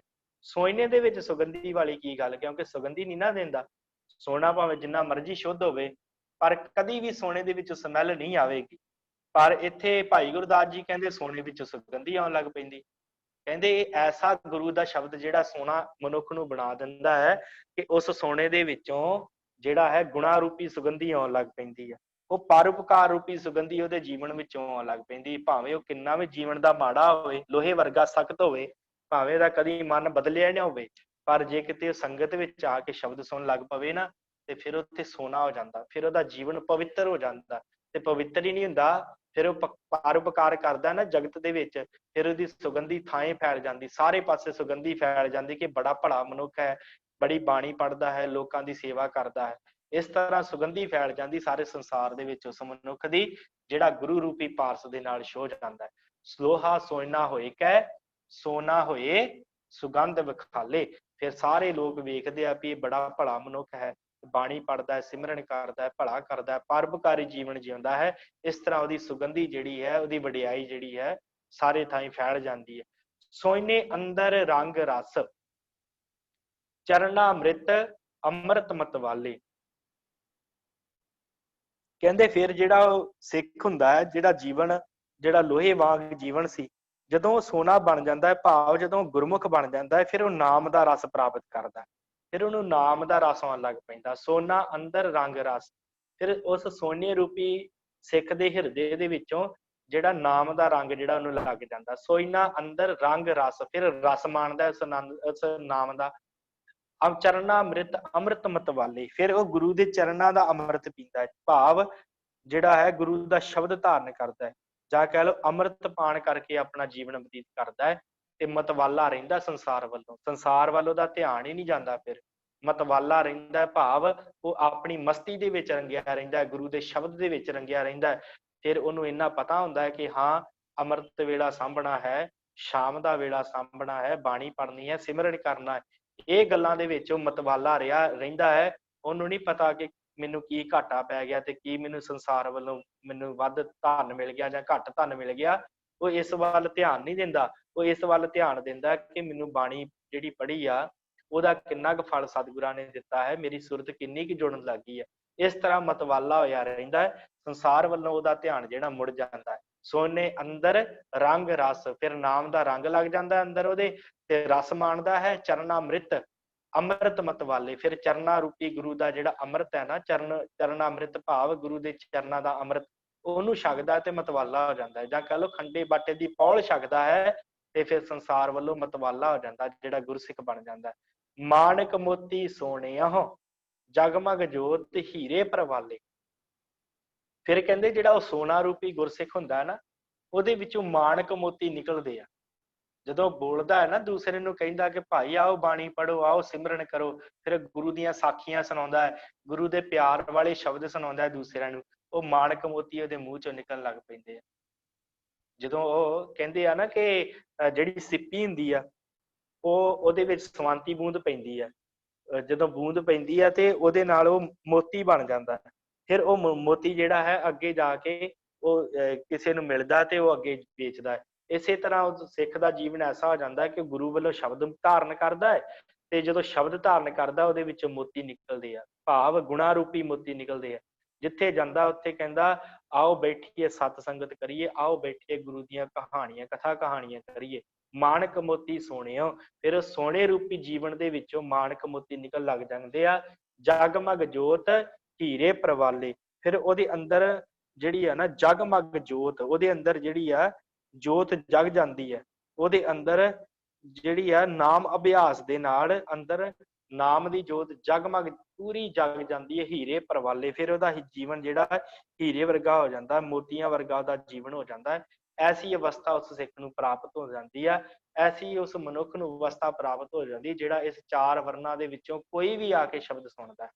ਮਾਣਕ ਮੋਤੀ ਸੋਹਣਿਓ, ਜਗਮਗ ਜੋਤ ਹੀਰੇ ਪ੍ਰਵਾਲੇ, ਦਿਵ ਦੇਹ ਦਿਵ ਦੇਹ ਦਿਵ ਦਿਸ਼ਟ ਹੋਏ। ਉਹਦੀ ਦੇਹ ਵੀ ਜਿਹੜੀ ਆ ਦਿਵਤਾ ਹੋ ਜਾਂਦੀ ਹੈ, ਦੇਹ ਵੀ ਉਹਦੀ ਜਿਹੜੀ ਆ ਨਿਰਮਲ ਹੋ ਜਾਂਦੀ ਹੈ, ਪਵਿੱਤਰ ਹੋ ਜਾਂਦੀ ਹੈ। ਦਿਵ ਦਿਸ਼ਟ, ਉਹਦੀ ਦ੍ਰਿਸ਼ਟੀ ਵੀ ਪਵਿੱਤਰ ਹੋ ਜਾਂਦੀ ਹੈ। ਦ੍ਰਿਸ਼ਟੀ ਨਾਲ ਵੀ ਉਹ ਫਿਰ ਵਿਕਾਰ ਨਹੀਂ ਵੇਂਦਾ, ਉਹ ਗੁਰੂ ਵੱਲ ਵੇਂਦਾ, ਤੇ ਦੇਹ ਨੂੰ ਵੀ ਉਹ ਆਪਣੇ ਗੁਰੂ ਦੇ ਦੁਆਲੇ ਰੱਖਦਾ, ਗੁਰੂ ਦੀ ਸੇਵਾ ਕਰਨ ਦੇ ਵਿੱਚ ਲਾ ਦਿੰਦਾ। ਦਿਵ ਦੇ ਦਿਵ ਦਿਸ਼ਟ ਹੋਏ, ਸ਼ਬਦ ਸੁਰਤ ਦਿਵ ਜੋਤ ਉਜਾਲੇ। ਫਿਰ ਸ਼ਬਦ ਦੇ ਵਿੱਚ ਜਦੋਂ ਸੁਰਤ ਲੱਗਦੀ ਉਹਦੀ, ਫਿਰ ਉਹਦੀ ਜਿਹੜੀ ਆ ਨਾ ਦਿਵ ਜੋਤ ਉਜਾਲੇ। ਫਿਰ ਉਹਦੇ ਅੰਦਰ ਜਿਹੜੀ ਪਰਮਾਤਮਾ ਰੂਪੀ ਦਿਵ ਜੋਤ ਹੈ, ਦਿਵਿਆ ਜੋਤੀ, ਜਿਹੜੀ ਵੱਖ-ਵੱਖ ਕਹਿੰਦੇ ਆ ਨਾ ਕਿ ਅਸੀਂ ਤੁਹਾਡੇ ਅੰਦਰ ਦਿਵ ਜੋਤੀ ਜਗਾ ਦੇਵਾਂਗੇ। ਸਤਿਗੁਰ ਕਹਿੰਦੇ ਉਹ ਸ਼ਬਦ ਦੁਬਾਰਾ ਸੁਰਤ ਦੇ ਵਿੱਚ ਜਾਗਦੀ ਹੈ। ਉਹ ਜਦੋਂ ਸੁਰਤ ਸ਼ਬਦ ਦੇ ਵਿੱਚ ਲਾਈ ਦੀ ਨਾ, ਫਿਰ ਪਤਾ ਲੱਗਦਾ ਕਿ ਸਾਡੇ ਅੰਦਰ ਵੀ ਅਕਾਲ ਪੁਰਖ ਹੈ। ਫਿਰ ਉਸ ਅਕਾਲ ਪੁਰਖ ਦੀ ਜਿਹੜੀ ਜੋਤੀ ਹੈ ਨਾ, ਨਾਮ ਰੂਪੀ ਜੋਤੀ, ਉਹ ਅਕਾਲ ਪੁਰਖ ਆਪ ਉਸ ਮਨੁੱਖ ਦੇ ਹਿਰਦੇ ਦੇ ਵਿੱਚ ਉਜਾਲਾ ਕਰਦਾ। ਫਿਰ ਉਹਦਾ ਹਿਰਦਾ ਜਗ ਪੈਂਦਾ ਹੈ। ਜਿਹੜਾ ਮਨੁੱਖ ਸ਼ਬਦ ਨੂੰ ਕਮਾਉਂਦਾ ਹੈ, ਜਿਹੜਾ ਸੁਰਤ ਸ਼ਬਦ ਦੇ ਵਿੱਚ ਲਾਉਂਦਾ ਹੈ, ਗੁਰਮੁਖ ਸੁਖ ਫਲ ਰਸਕ ਰਸਾਲੇ। ਜਿਹੜੇ ਗੁਰੂ ਦੇ ਵੱਲ ਨੂੰ ਮੁਖ ਕਰਦੇ ਆ, ਭਾਵੇਂ ਉਹ ਕਿਸੇ ਵੀ ਵਰਨ ਨਾਲ ਸੰਬੰਧ ਰੱਖਦਾ ਮਨੁੱਖ ਹੈ, ਕਿਸੇ ਵੀ ਜਾਤੀ ਦੇ ਨਾਲ ਸੰਬੰਧ ਰੱਖਦਾ ਮਨੁੱਖ ਹੈ, ਭਾਵੇਂ ਕਿਸੇ ਵੀ ਨੀਵੀਂ ਜਾਤੀ ਨਾਲ, ਉੱਚੀ ਨਾ, ਕਿਸੇ ਵੀ ਦੇਸ਼ ਮਜ਼ਹਬ ਦੇ ਨਾਲ ਮਨੁੱਖ ਕਿਉਂ ਨਾ ਉਹ ਸੰਬੰਧ ਰੱਖਦਾ ਹੋਵੇ, ਉਹ ਮਨੁੱਖ ਜੇ ਗੁਰਮੁਖ ਸੁਖ ਫਲ ਰਸਕ ਰਸਾਲੇ, ਜੇ ਕਿਤੇ ਗੁਰੂ ਦੇ ਕੋਲ ਆ ਜਾਏ, ਗੁਰੂ ਵੱਲ ਨੂੰ ਆਪਣਾ ਮੁੱਖ ਕਰ ਲਵੇ, ਤੇ ਉਹਨੂੰ ਸੁਖ ਫਲ ਪ੍ਰਾਪਤ ਹੋ ਜਾਂਦਾ, ਰਸਕ ਰਸਾਲੇ। ਉਹ ਫਿਰ ਰਸ ਦੇ ਨਾਲ ਭਰ ਜਾਂਦਾ ਹੈ, ਉਹਦਾ ਜੀਵਨ ਜਿਹੜਾ ਕਲਿਆਣਕਾਰੀ ਹੋ ਜਾਂਦਾ ਹੈ। ਭਾਵੇਂ ਉਹ ਕਿਸੇ ਵੀ ਧਰਮ ਦੇ ਨਾਲ ਸੰਬੰਧ ਰੱਖਦਾ ਹੋਵੇ, ਭਾਵੇਂ ਉਹ ਕਿਸੇ ਵੀ ਮਜ਼ਹਬ ਦੇ ਨਾਲ ਕਿਉਂ ਨਾ ਸੰਬੰਧ ਰੱਖਦਾ ਹੋਵੇ, ਕਿਉਂਕਿ ਗੁਰੂ ਦਾ ਸ਼ਬਦ ਸਾਰਿਆਂ ਦੇ ਲਈ ਸਾਂਝਾ ਹੈ। ਇੱਥੇ ਜਿਹੜਾ ਵੀ ਆਉਂਦਾ ਹੈ ਉਹਨੂੰ ਫਲ ਪ੍ਰਾਪਤ ਹੁੰਦਾ ਹੈ, ਉਹਦਾ ਜੀਵਨ ਸਵਰਦਾ ਹੈ, ਕਿਉਂਕਿ ਗੁਰੂ ਜਿਹੜਾ ਹੈ ਉਹ ਜੀਵਨ ਨੂੰ ਸਫਲ ਕਰਨ ਵਾਲਾ ਹੈ। ਇਸੇ ਤਰ੍ਹਾਂ ਭਾਈ ਵਾਹਿਗੁਰੂ ਭੱਟ ਨਲ ਜੀ ਨੇ ਬੜਾ ਸੁੰਦਰ ਜਿਹੜਾ ਹੈ ਨਾ, ਭੱਟ ਨਲ ਜੀ ਨੇ ਬੜਾ ਸੁੰਦਰ ਜਿਹੜਾ ਹੈ ਆਪਣਾ ਦਿੱਤਾ ਹੈ। ਉਹਨਾਂ ਨੇ ਭੱਟਾਂ ਦੇ ਸਵਈਏ, ਚੌਥੇ ਮਹੱਲੇ ਦੇ ਸਵਈਆਂ ਦੇ ਅੰਦਰ ਉਹਨਾਂ ਨੇ ਕਿਹਾ, ਭੱਟ ਨਲ ਜੀ ਨੇ, ਭੱਟ ਨਲ ਜੀ ਕਹਿੰਦੇ ਆ, ਕਹਿੰਦੇ ਜਿਹੜਾ ਗੁਰੂ ਦੇ ਸਿੱਖ ਸ਼ਬਦ ਕਮਾਉਂਦਾ ਹੈ ਨਾ ਸਿੱਖ, ਉਹਦਾ ਜੀਵਨ ਕਿਵੇਂ ਦਾ ਹੁੰਦਾ। ਕਹਿੰਦੇ ਕੱਚ ਹੋ ਕੰਚਨ ਭਇਓ, ਸ਼ਬਦ ਗੁਰ ਸਰਵਣੈ ਸੁਣਿਓ। ਜਿਸ ਮਨੁੱਖ ਨੇ ਗੁਰੂ ਦਾ ਸ਼ਬਦ ਆਪਣੇ ਸਰਵਣਾ ਦੇ ਨਾਲ, ਆਪਣੇ ਕੰਨਾਂ ਦੇ ਨਾਲ ਸੁਣ ਲਿਆ, ਉਹਦਾ ਜੀਵਨ ਕੱਚ ਹੋ ਕੰਚਨ ਭਇਓ, ਉਹ ਜਿਹੜਾ ਕੰਚਨ ਭਾਵ ਸੋਨੇ ਵਰਗਾ ਉਹਦਾ ਜੀਵਨ ਹੋ ਗਿਆ। ਕੱਚ ਹੋ ਕੰਚਨ ਭਇਓ, ਸ਼ਬਦ ਗੁਰ ਸਰਵਣੇ ਸੁਣਿਓ, ਵਿਖ ਤੇ ਅੰਮ੍ਰਿਤ ਹੋਇਓ, ਨਾਮ ਸਤਿਗੁਰ ਮੁਖ ਭਣਿਓ। ਜਿਹਨੇ ਆਪਣੇ ਮੁਖ ਤੋਂ ਗੁਰੂ ਦਾ ਨਾਮ ਭਣਿਆ, ਜਿਹਨੇ ਆਪਣੇ ਮੁਖ ਤੋਂ ਗੁਰੂ ਨੂੰ ਉਚਾਰਨ ਕੀਤਾ, ਸਤਿਗੁਰੂ ਨੂੰ ਯਾਦ ਕੀਤਾ, ਉਹ ਫਿਰ ਜ਼ਹਿਰ ਤੋਂ ਅੰਮ੍ਰਿਤ ਹੋ ਗਏ। ਜਿਨ੍ਹਾਂ ਨੇ ਗੁਰੂ ਦਾ ਸ਼ਬਦ ਧਾਰਨ ਕੀਤਾ ਜੀਵਨ ਦੇ ਵਿੱਚ। ਲੋਹਿਓ ਹੋਇਓ ਲਾਲ, ਉਹ ਫਿਰ ਲੋਹੇ ਤੋਂ ਲਾਲ ਬਣ ਗਏ। ਉਹਨਾਂ ਦੇ ਜੀਵਨ ਦਾ ਜਿਹੜਾ ਮਨੋਰਥ ਪੂਰਾ ਹੋ ਗਿਆ, ਉਹ ਲਾਲ ਕੀਮਤੀ ਲਾਲ ਬਣ ਗਏ ਲੋਹੇ ਤੋਂ। ਲੋਹਿਓ ਹੋਇਓ ਲਾਲ, ਨਦਰ ਸਤਿਗੁਰ ਦਾ ਧਾਰੇ। ਜਦੋਂ ਸਤਿਗੁਰੂ ਨੇ ਨਦਰ ਧਾਰੀ ਤੇ ਫਿਰ ਲੋਹੇ ਤੋਂ ਲਾਲ ਬਣ ਗਏ। ਪਾਹਣ ਮਾਣਕ ਕਰੇ, ਫਿਰ ਪੱਥਰਾਂ ਤੋਂ ਮਾਣਕ ਬਣ ਗਏ, ਮੋਤੀ ਬਣ ਗਏ ਪੱਥਰਾਂ ਤੋਂ। ਪਾਹਣ ਮਾਣਕ ਕਰੇ, ਗਿਆਨ ਗੁਰ ਕਹਿਓ ਵਿਚਾਰੇ। ਜਿਨ੍ਹਾਂ ਨੇ ਗੁਰੂ ਦਾ ਗਿਆਨ ਜਿਹੜਾ ਉਹਦੇ ਵਿਚਾਰ ਕੀਤੀ ਹੈ, ਉਹਦਾ ਜੀਵਨ ਇਸ ਤਰ੍ਹਾਂ ਦਾ ਹੋ ਗਿਆ ਜਿਵੇਂ ਪੱਥਰਾਂ ਤੋਂ ਮੋਤੀ ਬਣ ਜਾਂਦੇ ਆ ਨਾ, ਇਸ ਤਰ੍ਹਾਂ ਦਾ ਉਹਨਾਂ ਮਨੁੱਖਾਂ ਦਾ ਜੀਵਨ ਹੋ ਗਿਆ ਜਿਨ੍ਹਾਂ ਨੇ ਗੁਰੂ ਦਾ ਸ਼ਬਦ ਧਾਰਨ ਕੀਤਾ, ਜਿਨ੍ਹਾਂ ਨੇ ਗੁਰੂ ਦਾ ਗਿਆਨ ਪ੍ਰਾਪਤ ਕੀਤਾ। ਕਾਠੋ ਸ੍ਰੀ ਖੰਡ ਸਤਿਗੁਰੂ ਕੀਓ, ਕਾਠੋ ਦਾ ਅਰਥ ਲੱਕੜੀ, ਸ੍ਰੀ ਖੰਡ ਦਾ ਅਰਥ ਚੰਦਨ। ਉਹਨਾਂ ਦਾ ਜੀਵਨ ਲੱਕੜ ਵਰਗਾ ਸੀ, ਤੇ ਉਹ ਲੱਕੜ ਤੋਂ ਸ੍ਰੀ ਖੰਡ ਭਾਵ ਚੰਦਨ ਹੋ ਗਏ, ਕਾਠੋ ਸ੍ਰੀ ਖੰਡ ਸਤਿਗੁਰੂ ਕੀਓ। ਉਹਨਾਂ ਨੂੰ ਸਤਿਗੁਰੂ ਨੇ ਲੱਕੜ ਤੋਂ ਚੰਦਨ ਬਣਾ ਦਿੱਤਾ। ਦੁੱਖ ਦਰਿਦਰ ਤਿਨਕੇ ਗਏ, ਉਹਨਾਂ ਦੇ ਸਾਰੇ ਦੁੱਖ ਸਾਰੇ ਦਰਿਦਰ ਖਤਮ ਹੋ ਗਏ। ਸਤਿਗੁਰ ਚਰਨ ਜਿਨ ਪਰਸਿਆ, ਸੇ ਪਸ ਪ੍ਰੇਤ ਸੁਰ ਨਰ ਭਏ। ਜਿਨ੍ਹਾਂ ਨੇ ਸਤਿਗੁਰੂ ਦੇ ਚਰਨ ਪਰਸੇ, ਜਿਨ੍ਹਾਂ ਨੇ ਸਤਿਗੁਰੂ ਦਾ ਧਿਆਨ ਹਿਰਦੇ 'ਚ ਧਾਰਿਆ, ਉਹਨਾਂ ਨੂੰ ਮਨੁੱਖਾਂ ਦਾ ਜੀਵਨ ਪ੍ਰੇਤਾਂ ਵਰਗਾ ਸੀ, ਪਸ਼ੂਆਂ ਵਰਗਾ ਸੀ। ਪਸ ਪ੍ਰੇਤ ਸੁਰ ਨਰ ਭਏ, ਉਹ ਫਿਰ ਸੁਰ ਹੋ ਗਏ, ਉਹ ਫਿਰ ਨਰ ਬਣ ਗਏ, ਉਹ ਅਸਲੀ ਮਨੁੱਖ ਬਣ ਗਏ, ਜਿਨ੍ਹਾਂ ਨੇ ਗੁਰੂ ਦਾ ਸ਼ਬਦ ਜਿਹੜਾ ਹੈ ਆਪਣੇ ਜੀਵਨ ਦੇ ਵਿੱਚ ਧਾਰਨ ਕੀਤਾ। ਸੋ ਭਾਈ ਮਨੀ ਸਿੰਘ ਜੀ ਇਹਦੇ ਬਾਰੇ ਕੀ ਵਿਚਾਰ ਦਿੰਦੇ, ਆਪਾਂ ਉਹ ਵਿਚਾਰ, ਸਮਾਂ ਹੋ ਗਿਆ ਹੈ, ਵਿਚਾਰ ਆਪਾਂ ਜਿਹੜੀ ਹੈ ਟੂਕ ਮਾਤਰ ਵਿਚਾਰ ਕੇ ਫਿਰ ਸਮਾਪਤੀ ਕਰਦੇ ਹਾਂ। ਸਤਿਗੁਰਾਂ ਨੇ ਕਿਰਪਾ ਕਰਕੇ ਸਿੱਖਾਂ ਨੂੰ ਗਿਆਨ ਦੇकर ਦੇ ਅਭਿਮਾਨ ਨਾਸ਼ ਕਰਕੇ ਚਾਰ ਵਰਨ ਥੀ ਇੱਕ ਵਰਨ ਕੀਤਾ ਹੈ। ਜਿਉਂ ਕਰ ਚੂਨਾ ਉਜਲਾ ਹੁੰਦਾ ਹੈ ਤੇ ਕੱਥ ਭੂਸਲੀ ਹੁੰਦੀ ਹੈ, ਤੇ ਸੁਪਾਰੀ ਚਿੱਤਰ ਮਿਤਰਾਲੀ ਹੁੰਦੀ ਹੈ, ਤੇ ਪਾਨ ਸਾਵਾ ਪੀਲਾ ਹੁੰਦਾ ਹੈ, ਪਰ ਜਦ ਬੀੜਾ ਖਾਈਦਾ ਹੈ ਤਾਂ ਰੰਗ ਲਾਲ ਹੋ ਜਾਂਦਾ ਹੈ। ਕਹਿੰਦੇ ਕਿ ਜਿਹੜਾ ਹੈ ਨਾ, ਸਤਿਗੁਰਾਂ ਨੇ ਦੇਹ ਅਭਿਮਾਨ ਖਤਮ ਕਰਕੇ ਸਾਰਿਆਂ ਨੂੰ ਇੱਕ ਵਰਨ ਕੀਤਾ ਹੈ, ਭਾਵ ਇੱਕੋ ਵਰਨ ਸ਼ਬਦ ਦੇ ਵਿੱਚ ਸਤ ਸੰਗਤ ਦੇ ਵਿੱਚ ਬਿਠਾਇਆ ਹੈ। ਕਹਿੰਦੇ ਜਿਵੇਂ ਚੂਨੇ ਦੇ ਵਿੱਚ ਜੋ ਵੀ ਪਾਉਂਦੇ ਆ, ਸੁਪਾਰੀ ਜਿਹੜੀ ਪਾਉਂਦੇ ਆ ਉਹਦਾ ਰੰਗ ਹੋਰ ਹੁੰਦਾ, ਚਿੱਤਰ ਮਿਤਰਾਲੀ ਹੁੰਦੀ ਹੈ, ਤੇ ਕੱਥ ਭੂਸਲੀ ਹੁੰਦੀ ਹੈ। ਜਿਹੜੀ ਕੱਥ ਪਾਉਂਦੇ ਆ ਭੂਸਲੇ ਰੰਗ ਦੀ ਹੁੰਦੀ ਹੋਊਗੀ, ਕਿਉਂਕਿ ਮੈਨੂੰ ਤੇ ਇਹਦੇ ਬਾਰੇ ਜ਼ਿਆਦਾ ਨਹੀਂ ਗਾ ਗਿਆਨ। ਤੇ ਫਿਰ ਜਿਹੜੀ ਸੁਪਾਰੀ ਪਾਉਂਦੇ ਆ ਉਹ ਚਿੱਤਰ ਮਿਤਰਾਲੀ ਹੁੰਦੀ ਆ। ਜਿਹੜਾ ਪਾਨ ਹੁੰਦਾ ਹੈ ਉਹ ਪੀਲੇ ਰੰਗ ਦਾ ਹੁੰਦਾ, ਪਰ ਕਹਿੰਦੇ ਜਦੋਂ ਬੀੜਾ ਖਾਂਦਾ ਹੈ ਕੋਈ ਤੇ ਉਹਦਾ ਰੰਗ ਲਾਲ ਹੋ ਜਾਂਦਾ ਹੈ। ਇਸ ਤਰ੍ਹਾਂ ਸਤਿਗੁਰਾਂ ਨੇ ਭਾਵੇਂ ਵੰਨ ਸਵੰਨੇ ਲੋਕ ਆ, ਵੰਨ ਸਵੰਨੇ ਧਰਮ ਆ, ਵੰਨ ਸਵੰਨੇ ਵਰਨ ਆ, ਪਰ ਜੇ ਉਹ ਗੁਰੂ ਦੇ ਕੋਲ ਆ ਜਾਂਦੇ ਆ ਉਹ ਇੱਕ ਹੋ ਜਾਂਦੇ ਆ। ਇੱਕੋ ਵਰਨ ਸਤਿਗੁਰਾਂ ਨੇ ਕੀਤਾ ਹੈ। ਤੇ ਵੇ ਜਬ ਗਿਆਨ ਆਤਮ ਗਿਆਨ ਪ੍ਰਾਪਤ ਹੁੰਦਾ ਹੈ ਤਾਂ ਚਾਰੋਂ ਵਰਨਾਂ ਦਾ ਅਭਿਮਾਨ ਦੂਰ ਕਰਕੇ ਆਪ ਜੀ ਖਾਲਸਾ ਗੁਰ ਸਿੱਖ ਜਾਣਦੇ ਹਨ। ਚਾਰੇ ਵਰਨਾਂ ਦਾ ਜਿਹੜਾ ਹੈ ਨਾ ਅਭਿਮਾਨ ਉਹ ਖਤਮ ਹੋ ਜਾਂਦਾ ਹੈ। ਕੋਈ ਕਹਿੰਦਾ ਕਿ ਮੈਂ ਜਿਹੜਾ ਹੈ ਉਹ ਬੜੇ ਵੱਡੇ ਉੱਚੇ ਬ੍ਰਾਹਮਣ ਕੁੱਲ ਦੇ ਨਾਲ ਸੰਬੰਧ ਰੱਖਦਾ, ਤੇ ਕੋਈ ਕਹਿੰਦਾ ਕਿ ਮੈਂ ਤੇ ਬੜਾ ਨੀਵਾਂ ਹੈ। ਫਿਰ ਉਹਨਾਂ ਦਾ ਵਰਨ ਦਾ ਅਭਿਮਾਨ ਖਤਮ ਹੋ ਜਾਂਦਾ ਜਿਹੜੇ ਗੁਰੂ ਦੀ ਸੰਗਤ ਵਿੱਚ ਆਉਂਦਾ। ਜਿਹੜਾ ਵੀ ਗੁਰੂ ਦੀ ਸੰਗਤ ਵਿੱਚ ਆਉਂਦਾ ਉਹਦਾ ਅਭਿਮਾਨ ਖਤਮ ਹੋ ਜਾਂਦਾ ਹੈ। ਤਿਵੇਂ ਤਾਂ ਜਬ ਆਤਮ ਗਿਆਨ ਪ੍ਰਾਪਤ ਹੁੰਦਾ, ਜਦੋਂ ਗਿਆਨ ਪ੍ਰਾਪਤ ਹੁੰਦਾ ਹੈ ਉਦੋਂ ਮਨੁੱਖ ਦਾ ਜੀਵਨ ਸਵਰਦਾ ਹੈ, ਤੇ ਉਹਨੂੰ ਜਿਹੜਾ ਅਭਿਮਾਨ ਉਹਦਾ ਸਾਰਾ ਹੀ ਖਤਮ ਹੋ ਜਾਂਦਾ ਹੈ, ਤੇ ਆਪ ਖਾਲਸਾ ਗੁਰਮੁਖ ਜਾਣਦੇ ਹਨ। ਫਿਰ ਉਹ ਖਾਲਸੇ ਗੁਰਮੁਖ ਬਣ ਜਾਂਦੇ ਆ ਜਿਹੜੇ ਇਸ ਤਰ੍ਹਾਂ ਸੰਗਤ ਦੀ ਪ੍ਰਾਪਤੀ ਕਰਦੇ ਆ। ਗੁਰੂ ਅੰਗਦ ਦੇਵ ਜੀ ਦੇ ਵੇਲੇ ਸੀ ਨਾ, ਇੱਕ ਸਿੱਖ ਪੰਡਤ ਸੀ ਉਹ, ਤੇ ਇੱਕ ਦਿਨ ਕਿਉਂਕਿ ਪੰਡਤ ਸੀ, ਵਰਨ ਦਾ ਬੜਾ ਅਭਿਮਾਨ ਸੀ, ਸੰਗਤ ਕੀਤੀ, ਐਸਾ ਜੀਵਨ ਹੋ ਗਿਆ ਕਿ ਜੀਵਨ ਪਵਿੱਤਰ ਹੋ ਗਿਆ। ਤੇ ਇੱਕ ਦਿਨ ਕੀ ਹੋਇਆ ਕਿ ਮਾਤਾ ਖੀਵੀ ਜੀ, ਕਿਉਂਕਿ ਲੰਗਰ ਦੀ ਡਿਊਟੀ ਮਾਤਾ ਖੀਵੀ ਜੀ ਕੋਲ ਸੀ, ਤੇ ਮਾਤਾ ਖੀਵੀ ਜੀ ਨੇ ਕੀ ਕੀਤਾ ਵੀ ਲੰਗਰ ਦੇ ਵਿੱਚ ਪ੍ਰਸ਼ਾਦੇ ਵਰਤਾ ਕੇ ਤੇ ਉਹਨਾਂ ਕਿਹਾ ਵੀ ਚਲੋ ਮੈਂ ਜਿੱਧਰਲੇ ਪਾਸੇ ਭਾਂਡੇ ਸਾਫ਼ ਹੁੰਦੇ ਉਧਰਲੇ ਪਾਸੇ ਵੇਖ ਆਵਾਂ। ਜਦੋਂ ਉਧਰਲੇ ਪਾਸੇ ਗਏ ਤੇ ਉਹ ਪੰਡਤ ਜਿਹੜਾ ਸੀ ਉਹ ਜਿਹੜਾ ਸਿੱਖਾਂ ਦੇ ਝੂਠੇ ਬਰਤਨ ਸੀ, ਉਹਨਾਂ ਝੂਠੇ ਬਰਤਨਾਂ ਦੇ ਵਿੱਚੋਂ ਉਹ ਜਿਹੜਾ ਪੰਡਤ ਸੀ ਉਹ ਝੂਠ ਚੁੱਕ ਚੁੱਕ ਕੇ ਖਾ ਰਿਹਾ ਸੀ, ਤੇ ਨਾਲ ਕਹਿ ਰਿਹਾ ਸੀ ਝੂਠਿਆ ਤੈਨੂੰ ਝੂਠ ਹੀ ਚੰਗੀ। ਉਹ ਖਾਂਦੇ ਨੂੰ ਵੇਖ ਕੇ ਤੇ ਮਾਤਾ ਖੀਵੀ ਜੀ ਕੋਲ ਗਏ, ਕਹਿੰਦੇ ਪੰਡਤ ਜੀ ਇਹ ਕੀ ਕਰੀ ਜਾਂਦੇ ਆ? ਕਹਿੰਦੇ ਕਿ ਮਾਤਾ ਜੀ ਮੇਰਾ ਜੀਵਨ ਬੜਾ ਮਾੜਾ, ਮੈਨੂੰ ਤੇ ਜਾਤੀ ਦਾ ਬੜਾ ਅਭਿਮਾਨ ਸੀ, ਪਰ ਗੁਰੂ ਦੀ ਸੰਗਤ ਕਰਕੇ ਮੇਰਾ ਜਾਤੀ ਦਾ ਅਭਿਮਾਨ ਖਤਮ ਹੋ ਗਿਆ।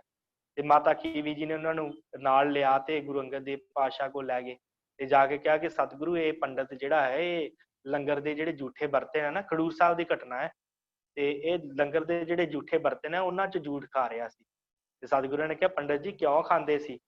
ਤੇ ਪੰਡਤ ਕਹਿੰਦਾ ਕਿ ਸਤਿਗੁਰੂ ਮੈਨੂੰ ਜਾਤੀ ਦਾ ਬੜਾ ਅਭਿਮਾਨ ਸੀ, ਮੈਨੂੰ ਲੱਗਦਾ ਸੀ ਕਿ ਮੇਰੀ ਜਾਤ ਕੁੱਲ ਸਭ ਤੋਂ ਉੱਚੀ ਹੈ ਤੇ ਪਰਮਾਤਮਾ ਦਾ ਨਾਮ ਮੇਰੇ ਲਈ ਆ, ਪਰ ਮੈਂ ਜਿੱਦਣ ਦੀ ਆਪ ਜੀ ਦੀ ਸੰਗਤ ਕੀਤੀ ਹੈ ਨਾ, ਮੇਰਾ ਜਾਤੀ ਦਾ ਅਭਿਮਾਨ ਖਤਮ ਹੋ ਗਿਆ, ਮੇਰੇ ਸਾਰੇ ਅਭਿਮਾਨ ਖਤਮ ਹੋ ਗਏ।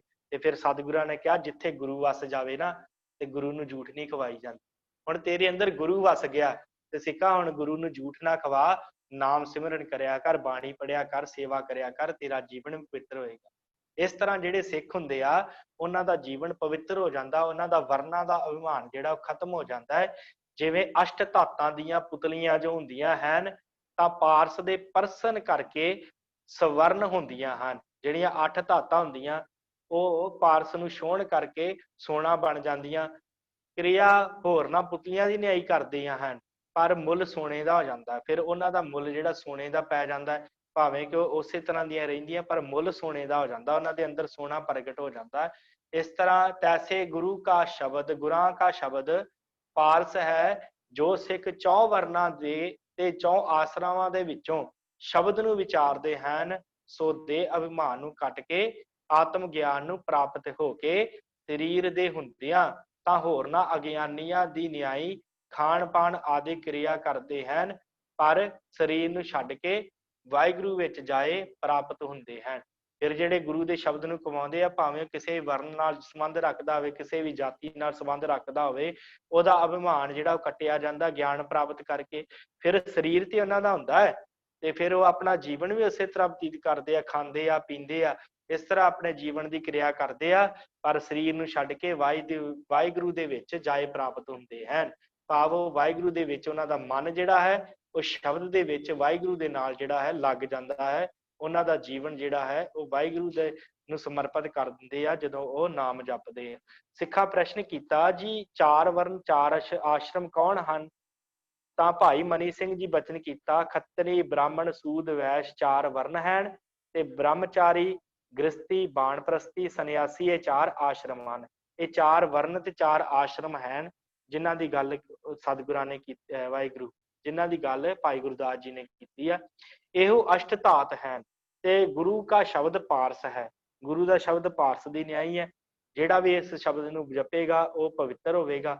ਜੈਸੇ ਚੰਦਨ ਅਫਲ ਸਫਲ ਬਨਸਪਤੀ ਵਿੱਚ ਵਾਸ਼ਨਾ ਪ੍ਰਾਪਤ ਕਰ ਦਿੰਦਾ ਹੈ, ਪਰ ਉਹ ਸੋਨਾ ਹੋਰਸ ਲੋਹੇ ਨੂੰ ਸੋਨਾ ਨਹੀਂ ਕਰਦਾ। ਕਹਿੰਦੇ ਜਿਵੇਂ ਚੰਦਨ ਦੂਸਰਿਆਂ ਫਲਾਂ ਨੂੰ ਸਫਲਾਂ ਨੂੰ ਬਨਸਪਤੀ ਦੇ ਵਿੱਚ ਆਪਣੀ ਵਾਸ਼ਨਾ ਭਰ ਦਿੰਦਾ ਹੈ, ਇਸੇ ਤਰ੍ਹਾਂ ਗੁਰੂ ਦਾ ਸ਼ਬਦ ਜਿਹੜਾ ਸਾਰਿਆਂ ਦੇ ਵਿੱਚ ਫੈਲ ਜਾਂਦਾ ਹੈ, ਸਾਰਿਆਂ ਦੇ ਵਿੱਚ ਆਪਣਾ ਪ੍ਰਕਾਸ਼ ਕਰਦਾ ਹੈ, ਪਰ ਉਹ ਸੋਨਾ ਹੋਰਸ ਲੋਹੇ ਨੂੰ ਸੋਨਾ ਨਹੀਂ ਕਰਦਾ। ਜਿਹੜਾ ਧਾਤ ਦੇ ਨਾਲ ਛੂਹਿਆ, ਪਾਰਸ ਦੇ ਨਾਲ ਛੂਹਿਆ ਕੋਈ ਵੀ ਧਾਤ ਹੈ ਸੋਨਾ ਹੋ ਜਾਂਦੀ ਹੈ, ਪਰ ਉਹ ਅੱਗੇ ਕਿਸੇ ਨੂੰ ਸੋਨਾ ਨਹੀਂ ਕਰ ਸਕਦੀ। ਪਰ ਸਿੱਖ ਗੁਰੂ ਥੀ ਸ਼ਬਦ ਗੁਰਮਤਿ ਰੂਪੀ ਵਾਸ਼ਨਾ ਪ੍ਰਾਪਤ ਕਰਕੇ ਤੇ ਸਿੱਖਾਂ ਨੂੰ ਦੇ ਕੇ ਹੋਰਨਾਂ ਪਾਪੀਆਂ ਧਰਮੀਆਂ ਸਭ ਦਾ ਕਲਿਆਣ ਕਰਦੇ ਹਨ। ਪਰ ਜਿਹੜੇ ਗੁਰੂ ਦੇ ਸਿੱਖ ਹੁੰਦੇ ਆ, ਗੁਰੂ ਕੋਲੋਂ ਸ਼ਬਦ ਰੂਪੀ ਜਿਹੜਾ ਸੋਨਾ ਹੋ ਕੇ ਆਪਣਾ ਜੀਵਨ ਪਵਿੱਤਰ ਕਰਕੇ ਫਿਰ ਉਹ ਦੂਸਰਿਆਂ ਦੇ ਕੋਲ ਵੀ ਜਿਹੜਾ ਹੈ ਦੂਸਰਿਆਂ ਨੂੰ ਵੀ ਸੋਨਾ ਬਣਾ ਦਿੰਦੇ ਆ। ਗੁਰੂ ਦਾ ਸਿੱਖ ਦਾ ਜੀਵਨ ਐਸਾ ਹੁੰਦਾ ਹੈ, ਉਹ ਆਪ ਵੀ ਗੁਰਮੁਖ ਹੁੰਦਾ ਹੈ ਤੇ ਦੂਸਰਿਆਂ ਨੂੰ ਵੀ ਗੁਰਮੁਖ ਬਣਾ ਦਿੰਦਾ ਹੈ, ਹੋਰਨਾਂ ਨੂੰ ਵੀ ਗੁਰੂ ਦੇ ਸ਼ਬਦ ਦੇ ਨਾਲ ਜੋੜਦਾ ਹੈ। ਪਰ ਸੋਨਾ ਜਿਹੜਾ ਹੈ ਉਹ ਆਪ ਕਿਸੇ ਨੂੰ ਸੋਨਾ ਨਹੀਂ ਬਣਾ ਸਕਦਾ, ਪਰ ਗੁਰੂ ਦਾ ਸਿੱਖ ਜਿਹੜਾ ਹੈ ਉਹ ਦੂਸਰੇ ਨੂੰ ਗੁਰਸਿੱਖ ਬਣਾ ਸਕਦਾ ਹੈ, ਉਹਦੇ ਅੰਦਰ ਵੀ ਕਲਿਆਣਕਾਰੀ ਬਿਰਤੀ ਪੈਦਾ ਕਰ ਸਕਦਾ ਹੈ। ਤੈਸੇ ਗੁਰੂਆਂ ਦਾ ਚਰਨਾਮ੍ਰਿਤ ਜੋ ਪੀਂਦੇ ਹਨ, ਸੋ ਪੀ ਹੀਰੇ ਪਰਵਾਲਿਆਂ ਦੀ ਨਿਆਈ ਸਭੇ ਅਮੋਲਕ ਹਨ। ਜਿਹੜੇ ਗੁਰੂ ਦਾ ਅੰਮ੍ਰਿਤ ਚਰਨਾਮ੍ਰਿਤ ਪੀਂਦੇ ਆ, ਜਿਹੜੇ ਸ਼ਬਦ ਦੇ ਵਿੱਚ ਸੁਰਤ ਲਾਉਂਦੇ ਆ, ਸ਼ਬਦ ਰੂਪੀ ਬਾਣੀ ਪੜ੍ਹਦੇ ਆ, ਸ਼ਬਦ ਰੂਪੀ ਚਰਨਾਮ੍ਰਿਤ ਪੀਂਦੇ ਆ, ਉਹ ਮਨੁੱਖ ਜਿਹੜੇ ਹੀਰੇ ਬਣ ਜਾਂਦੇ ਆ, ਪਰਵਾਲਿਆਂ ਦੀ ਨਿਆਈ ਹੋ ਜਾਂਦੇ ਆ, ਸਭੇ ਅਮੋਲਕ ਹੁੰਦੇ ਹਨ। ਉਹ ਸਾਰੇ ਅਮੋਲਕ ਹੁੰਦੇ ਆ, ਉਹਨਾਂ ਦੇ ਜੀਵਨ ਦਾ ਕੋਈ ਮੁੱਲ ਨਹੀਂ ਰਹਿ ਜਾਂਦਾ, ਐਸੇ ਅਮੋਲਕ ਹੀਰੇ ਬਣ ਜਾਂਦੇ ਆ। ਜੈਸੇ ਸਿਪ ਸਵੰਤੀ ਬੂੰਦ ਪੀ ਕੇ ਅਮੋਲਕ ਮੋਤੀ ਕੱਢਦਾ ਹੈ, ਤੈਸੇ ਗੁਰੂ ਕੇ ਸਿੱਖ ਸ਼ਬਦ ਮਨ ਵਿੱਚ ਧਾਰ ਕੇ ਨਾਮ ਤੇ ਗਿਆਨ ਅਮੋਲਕ ਮੋਤੀ ਮੂੰਹੋਂ ਕੱਢਦੇ ਹਨ। ਜਿਹੜੇ ਗੁਰੂ ਦੇ ਸਿੱਖ ਆ ਉਹ ਜਿਵੇਂ ਸਿੱਪੀ ਦੇ ਵਿੱਚ ਸਵੰਤੀ ਬੂੰਦ ਪੈਂਦੀ ਹੈ ਤੇ ਉਹਦਾ ਮੋਤੀ ਬਣ ਜਾਂਦਾ, ਅਮੋਲਕ ਮੋਤੀ, ਉਹਦਾ ਮੁੱਲ ਬਹੁਤ ਹੁੰਦਾ ਹੈ। ਇਸੇ ਤਰ੍ਹਾਂ ਗੁਰੂ ਦੇ ਸਿੱਖ ਗੁਰੂ ਦੁਆਰਾ ਸ਼ਬਦ ਪ੍ਰਾਪਤ ਕਰਦੇ ਆ ਤੇ ਫਿਰ ਉਹਨੂੰ ਧਾਰਨ ਕਰਦੇ ਆ ਤੇ ਫਿਰ ਆਪਣੇ ਮੂੰਹ ਦੇ ਵਿੱਚੋਂ ਅਮੋਲਕ ਬਚਨ ਜਿਹੜੇ ਆ ਦੂਸਰਿਆਂ ਨੂੰ ਸੁਣਾਉਂਦੇ ਆ, ਦੂਸਰਿਆਂ ਦਾ ਜੀਵਨ ਵੀ ਜਿਹੜਾ ਉਹ ਪਵਿੱਤਰ ਕਰਦੇ ਆ, ਉਹਨਾਂ ਨੂੰ ਗਿਆਨ ਬਖਸ਼ਦੇ ਆ। ਗਿਆਨ ਅਮੋਲਕ ਮੋਤੀ ਮੂੰਹੋਂ ਕੱਢਦੇ ਹਨ, ਗੁਰਾਂ ਕਾ ਸ਼ਬਦ ਸਮਝ ਕਰ ਦਿਵ ਦ੍ਰਿਸ਼ਟੀ ਹੁੰਦੀ ਹੈ। ਗੁਰੂ ਦਾ ਸ਼ਬਦ ਪ੍ਰਾਪਤ ਕਰਕੇ ਦਿਵ ਦ੍ਰਿਸ਼ਟੀ ਪ੍ਰਾਪਤ ਹੋ ਜਾਂਦੀ ਹੈ। ਜਿਹੜਾ ਗੁਰੂ ਦਾ ਸ਼ਬਦ ਕਮਾਉਂਦਾ ਹੈ, ਸ਼ਬਦ ਵਿੱਚ ਆਤਮ ਰਾਮ ਜਾਣ ਕੇ ਸ਼ਬਦ ਦਾ ਰਸ ਮਾਣਦੇ ਹਨ। ਉਹ ਫਿਰ ਸ਼ਬਦ ਦਾ ਰਸ ਮਾਣਦੇ ਆ ਕਿ ਇਹਦੇ ਵਿੱਚ ਰਮਿਆ ਹੋਇਆ ਆਤਮ ਰਾਮ ਭਾਵ ਜਿਹੜਾ ਸਾਰੇ ਥਾਈਂ ਰਮਿਆ ਹੋਇਆ ਹੈ ਅਕਾਲ ਪੁਰਖ ਪਰਮਾਤਮਾ, ਉਹੀ ਸਾਡੀ ਆਤਮਾ ਦੇ ਵਿੱਚ ਰਮਿਆ ਹੋਇਆ ਹੈ। ਤੋ ਸ਼ਬਦ ਦੁਆਰਾ ਪ੍ਰਾਪਤ ਕਰਕੇ ਜਾਣ ਕੇ ਸ਼ਬਦ ਦਾ ਰਸ ਮਾਣਦੇ ਆ। ਉਹ ਗੁਰਸਿੱਖ ਜਿਹੜੇ ਆ ਸ਼ਬਦ ਦਾ ਰਸ ਮਾਣਦੇ ਆ, ਆਪਣੇ ਜੀਵਨ ਨੂੰ ਸ਼ਬਦ ਦੇ ਅਨੁਸਾਰ ਢਾਲਦੇ ਆ। ਸੋ ਭਾਈ ਗੁਰਦਾਸ ਜੀ ਨੇ ਇਹ ਜਿਹੜੀਆਂ ਦੋ ਪੌੜੀਆਂ ਆਪਾਂ ਵਿਚਾਰੀਆਂ, ਇਹੀ ਉਪਦੇਸ਼ ਦਿੱਤਾ ਕਿ ਗੁਰੂ ਦਾ ਸਿੱਖ ਗੁਰੂ ਦੇ ਚਰਨਾਂ ਦੇ ਨਾਲੋਂ ਨਾ ਟੁੱਟੇ। ਤੇ ਦੂਸਰੀ ਪੌੜੀ ਦੇ ਵਿੱਚ ਕਿਹਾ ਕਿ ਭਾਵੇਂ ਉਹ ਕਿਸੇ ਵੀ ਧਰਮ ਜਾਤ ਵਰਨ ਦੇ ਨਾਲ ਸੰਬੰਧ ਰੱਖਦਾ ਮਨੁੱਖ ਹੋਵੇ, ਜੇ ਕਿਤੇ ਉਹ ਸ਼ਬਦ ਨੂੰ ਕਮਾ ਲਵੇ, ਜੇ ਕਿਤੇ ਸ਼ਬਦ ਨੂੰ ਪੜ੍ਹ ਲਵੇ ਤੇ ਆਪਣੇ ਹਿਰਦੇ 'ਚ ਵਸਾ ਲਵੇ ਤੇ ਉਹਦਾ ਭਲਾ ਹੋਵੇਗਾ, ਉਹਦਾ ਜੀਵਨ ਸਵਰੇਗਾ, ਉਹ ਆਪਣੇ ਜੀਵਨ ਦੇ ਵਿੱਚ ਸਫਲ ਹੋ ਕਰਕੇ ਜਿਹੜਾ ਹੈ ਇਸ ਸੰਸਾਰ ਤੋਂ ਜਾਵੇਗਾ। ਸੋ ਇਹ ਜਿਹੜਾ ਉਪਦੇਸ਼, ਸਮਾਂ ਕਾਫੀ ਹੋ ਚੁੱਕਾ ਹੈ, ਸਮਾਪਤੀ ਕਰੀਏ। ਸੋ ਇਹ ਜੋ ਉਪਦੇਸ਼ ਹੈ ਇਹ ਭਾਈ ਗੁਰਦਾਸ ਜੀ ਨੇ ਬਖਸ਼ਿਸ਼ ਕੀਤਾ ਹੈ। 7ਵੀਂ ਤੇ 8ਵੀਂ ਪੌੜੀ ਆਪਾਂ ਵਿਚਾਰ ਚੁੱਕੇ ਹਾਂ। ਸੋ ਆਪ ਜੀ ਨੇ ਜੇ ਕਿਸੇ ਨੇ ਕੋਈ ਸਵਾਲ ਹੈ ਤਾਂ ਮੈਨੂੰ ਦੱਸ ਦਿਓ, ਮੈਂ ਜ਼ਰੂਰ ਕੋਸ਼ਿਸ਼ ਕਰਾਂਗਾ ਸਮੇਂ ਦੇ ਵਿੱਚ ਰਹਿ ਕੇ ਸਮਾਪਤੀ ਕਰਨ ਦੀ। ਆਪਣਾ ਮਾਈਕ ਔਨ ਕਰਕੇ ਆਪ ਜੀ ਪੁੱਛ ਸਕਦੇ ਹੋ। ਵਾਹਿਗੁਰੂ। ਠੀਕ ਹੈ ਵਾਹਿਗੁਰੂ ਜੀ। ਸੋ ਆਪਾਂ ਸਮਾਪਤੀ ਕਰਦੇ ਹਾਂ। ਇਸੇ ਤਰ੍ਹਾਂ ਸ਼ਾਮ ਦੀ ਕਲਾਸ ਹੈ ਜੋ ਹੈ ਉਹਦੇ ਵਿੱਚ ਆਪਾਂ ਆਨੰਦ ਸਾਹਿਬ ਦੀ ਬਾਣੀ ਦਾ ਜਿਹੜਾ ਹੈ ਨਾ ਉਹ ਆਪਾਂ ਸੰਥਿਆ ਆਰੰਭ ਕਰਨੀ ਆ, ਕਿਉਂਕਿ ਸੰਗਤ ਨੇ ਕਿਹਾ ਹੈ ਕਿ ਜਿਹੜਾ ਜਾਪ ਸਾਹਿਬ ਦੀ ਬਾਣੀ ਹੈ ਉਹਦੀ ਸੰਥਿਆ ਜ਼ਿਆਦੀ ਹੈ, ਵਿਚਾਰ ਘੱਟ ਹੈ। ਵਿਚਾਰ ਕਿਉਂ ਘੱਟ ਹੈ? ਕਿਉਂਕਿ ਇੱਕ ਇੱਕ ਸ਼ਬਦ ਜਿਹੜਾ ਹੈ ਕਈ ਕਈ ਵਾਰੀ ਆਇਆ ਹੈ, ਇਸ ਕਰਕੇ ਉਹ ਸੰਥਿਆ ਤੇ ਹੈ ਸੌਖੀ, ਪਰ ਸੰਥਿਆ ਔਖੀ ਕਦੋਂ ਹੈ ਕਿ ਸੰਥਿਆ ਜਦੋਂ ਆਪਾਂ ਜੋ ਸ਼ਬਦ ਪੜ੍ਹਨ ਦੇ ਵਿੱਚ ਥੋੜੀ ਜਿਹੀ ਦਿੱਕਤ ਆਉਂਦੀ ਹੈ, ਨਮਸਤਵੰ ਜਾਂ ਨਮਸਤੰ, ਇਸ ਤਰ੍ਹਾਂ ਉਹਦੇ ਵਿੱਚ ਪੜ੍ਹਨ ਦੇ ਵਿੱਚ ਥੋੜਾ ਜਿਹਾ ਸਮਾਂ ਜ਼ਿਆਦਾ ਲੱਗਣਾ ਹੈ। ਤੇ ਇਸ ਕਰਕੇ ਬੇਨਤੀ ਹੈ ਕਿ ਆਪਾਂ ਜਿਹੜਾ ਆ ਉਹ ਆਨੰਦ ਸਾਹਿਬ ਦੀ ਬਾਣੀ ਆਰੰਭ ਕਰ ਲੈਂਦੇ ਹਾਂ, ਫਿਰ ਉਸ ਤੋਂ ਬਾਅਦ ਆਪਾਂ ਜਿਹੜਾ ਹੈ ਜਾਪ ਸਾਹਿਬ ਦੀ ਆਰੰਭਤਾ ਕਰ ਲਾਂਗੇ। 40 ਪੌੜੀਆਂ ਹਨ, ਆਪਾਂ 5-5 ਪੌੜੀਆਂ ਰੋਜ਼ ਦੀਆਂ ਵਿਚਾਰੀਆਂ, ਤੇ ਕੁਝ ਦਿਨਾਂ ਦੇ ਵਿੱਚ ਹੀ ਜਿਹੜਾ ਹੈ 4 ਦਿਨਾਂ ਦੇ ਵਿੱਚ ਹੀ ਜਿਹੜਾ ਉਹ ਸਮਾਪਤੀ ਹੋ ਜਾਣੀ ਹੈ, 8 ਦਿਨਾਂ ਦੇ ਵਿੱਚ ਆਨੰਦ ਸਾਹਿਬ ਦੀ। ਸੋ ਇਸੇ ਤਰ੍ਹਾਂ ਆਪ ਜੀ ਨੇ ਜੁੜਦੇ ਰਹਿਣਾ। ਸਭ ਦਾ ਬਹੁਤ ਬਹੁਤ ਧੰਨਵਾਦ। ਬਲਾਓ ਫਤਿਹ ਜੀ। ਵਾਹਿਗੁਰੂ ਜੀ ਕਾ ਖਾਲਸਾ, ਵਾਹਿਗੁਰੂ ਜੀ ਕੀ ਫਤਿਹ।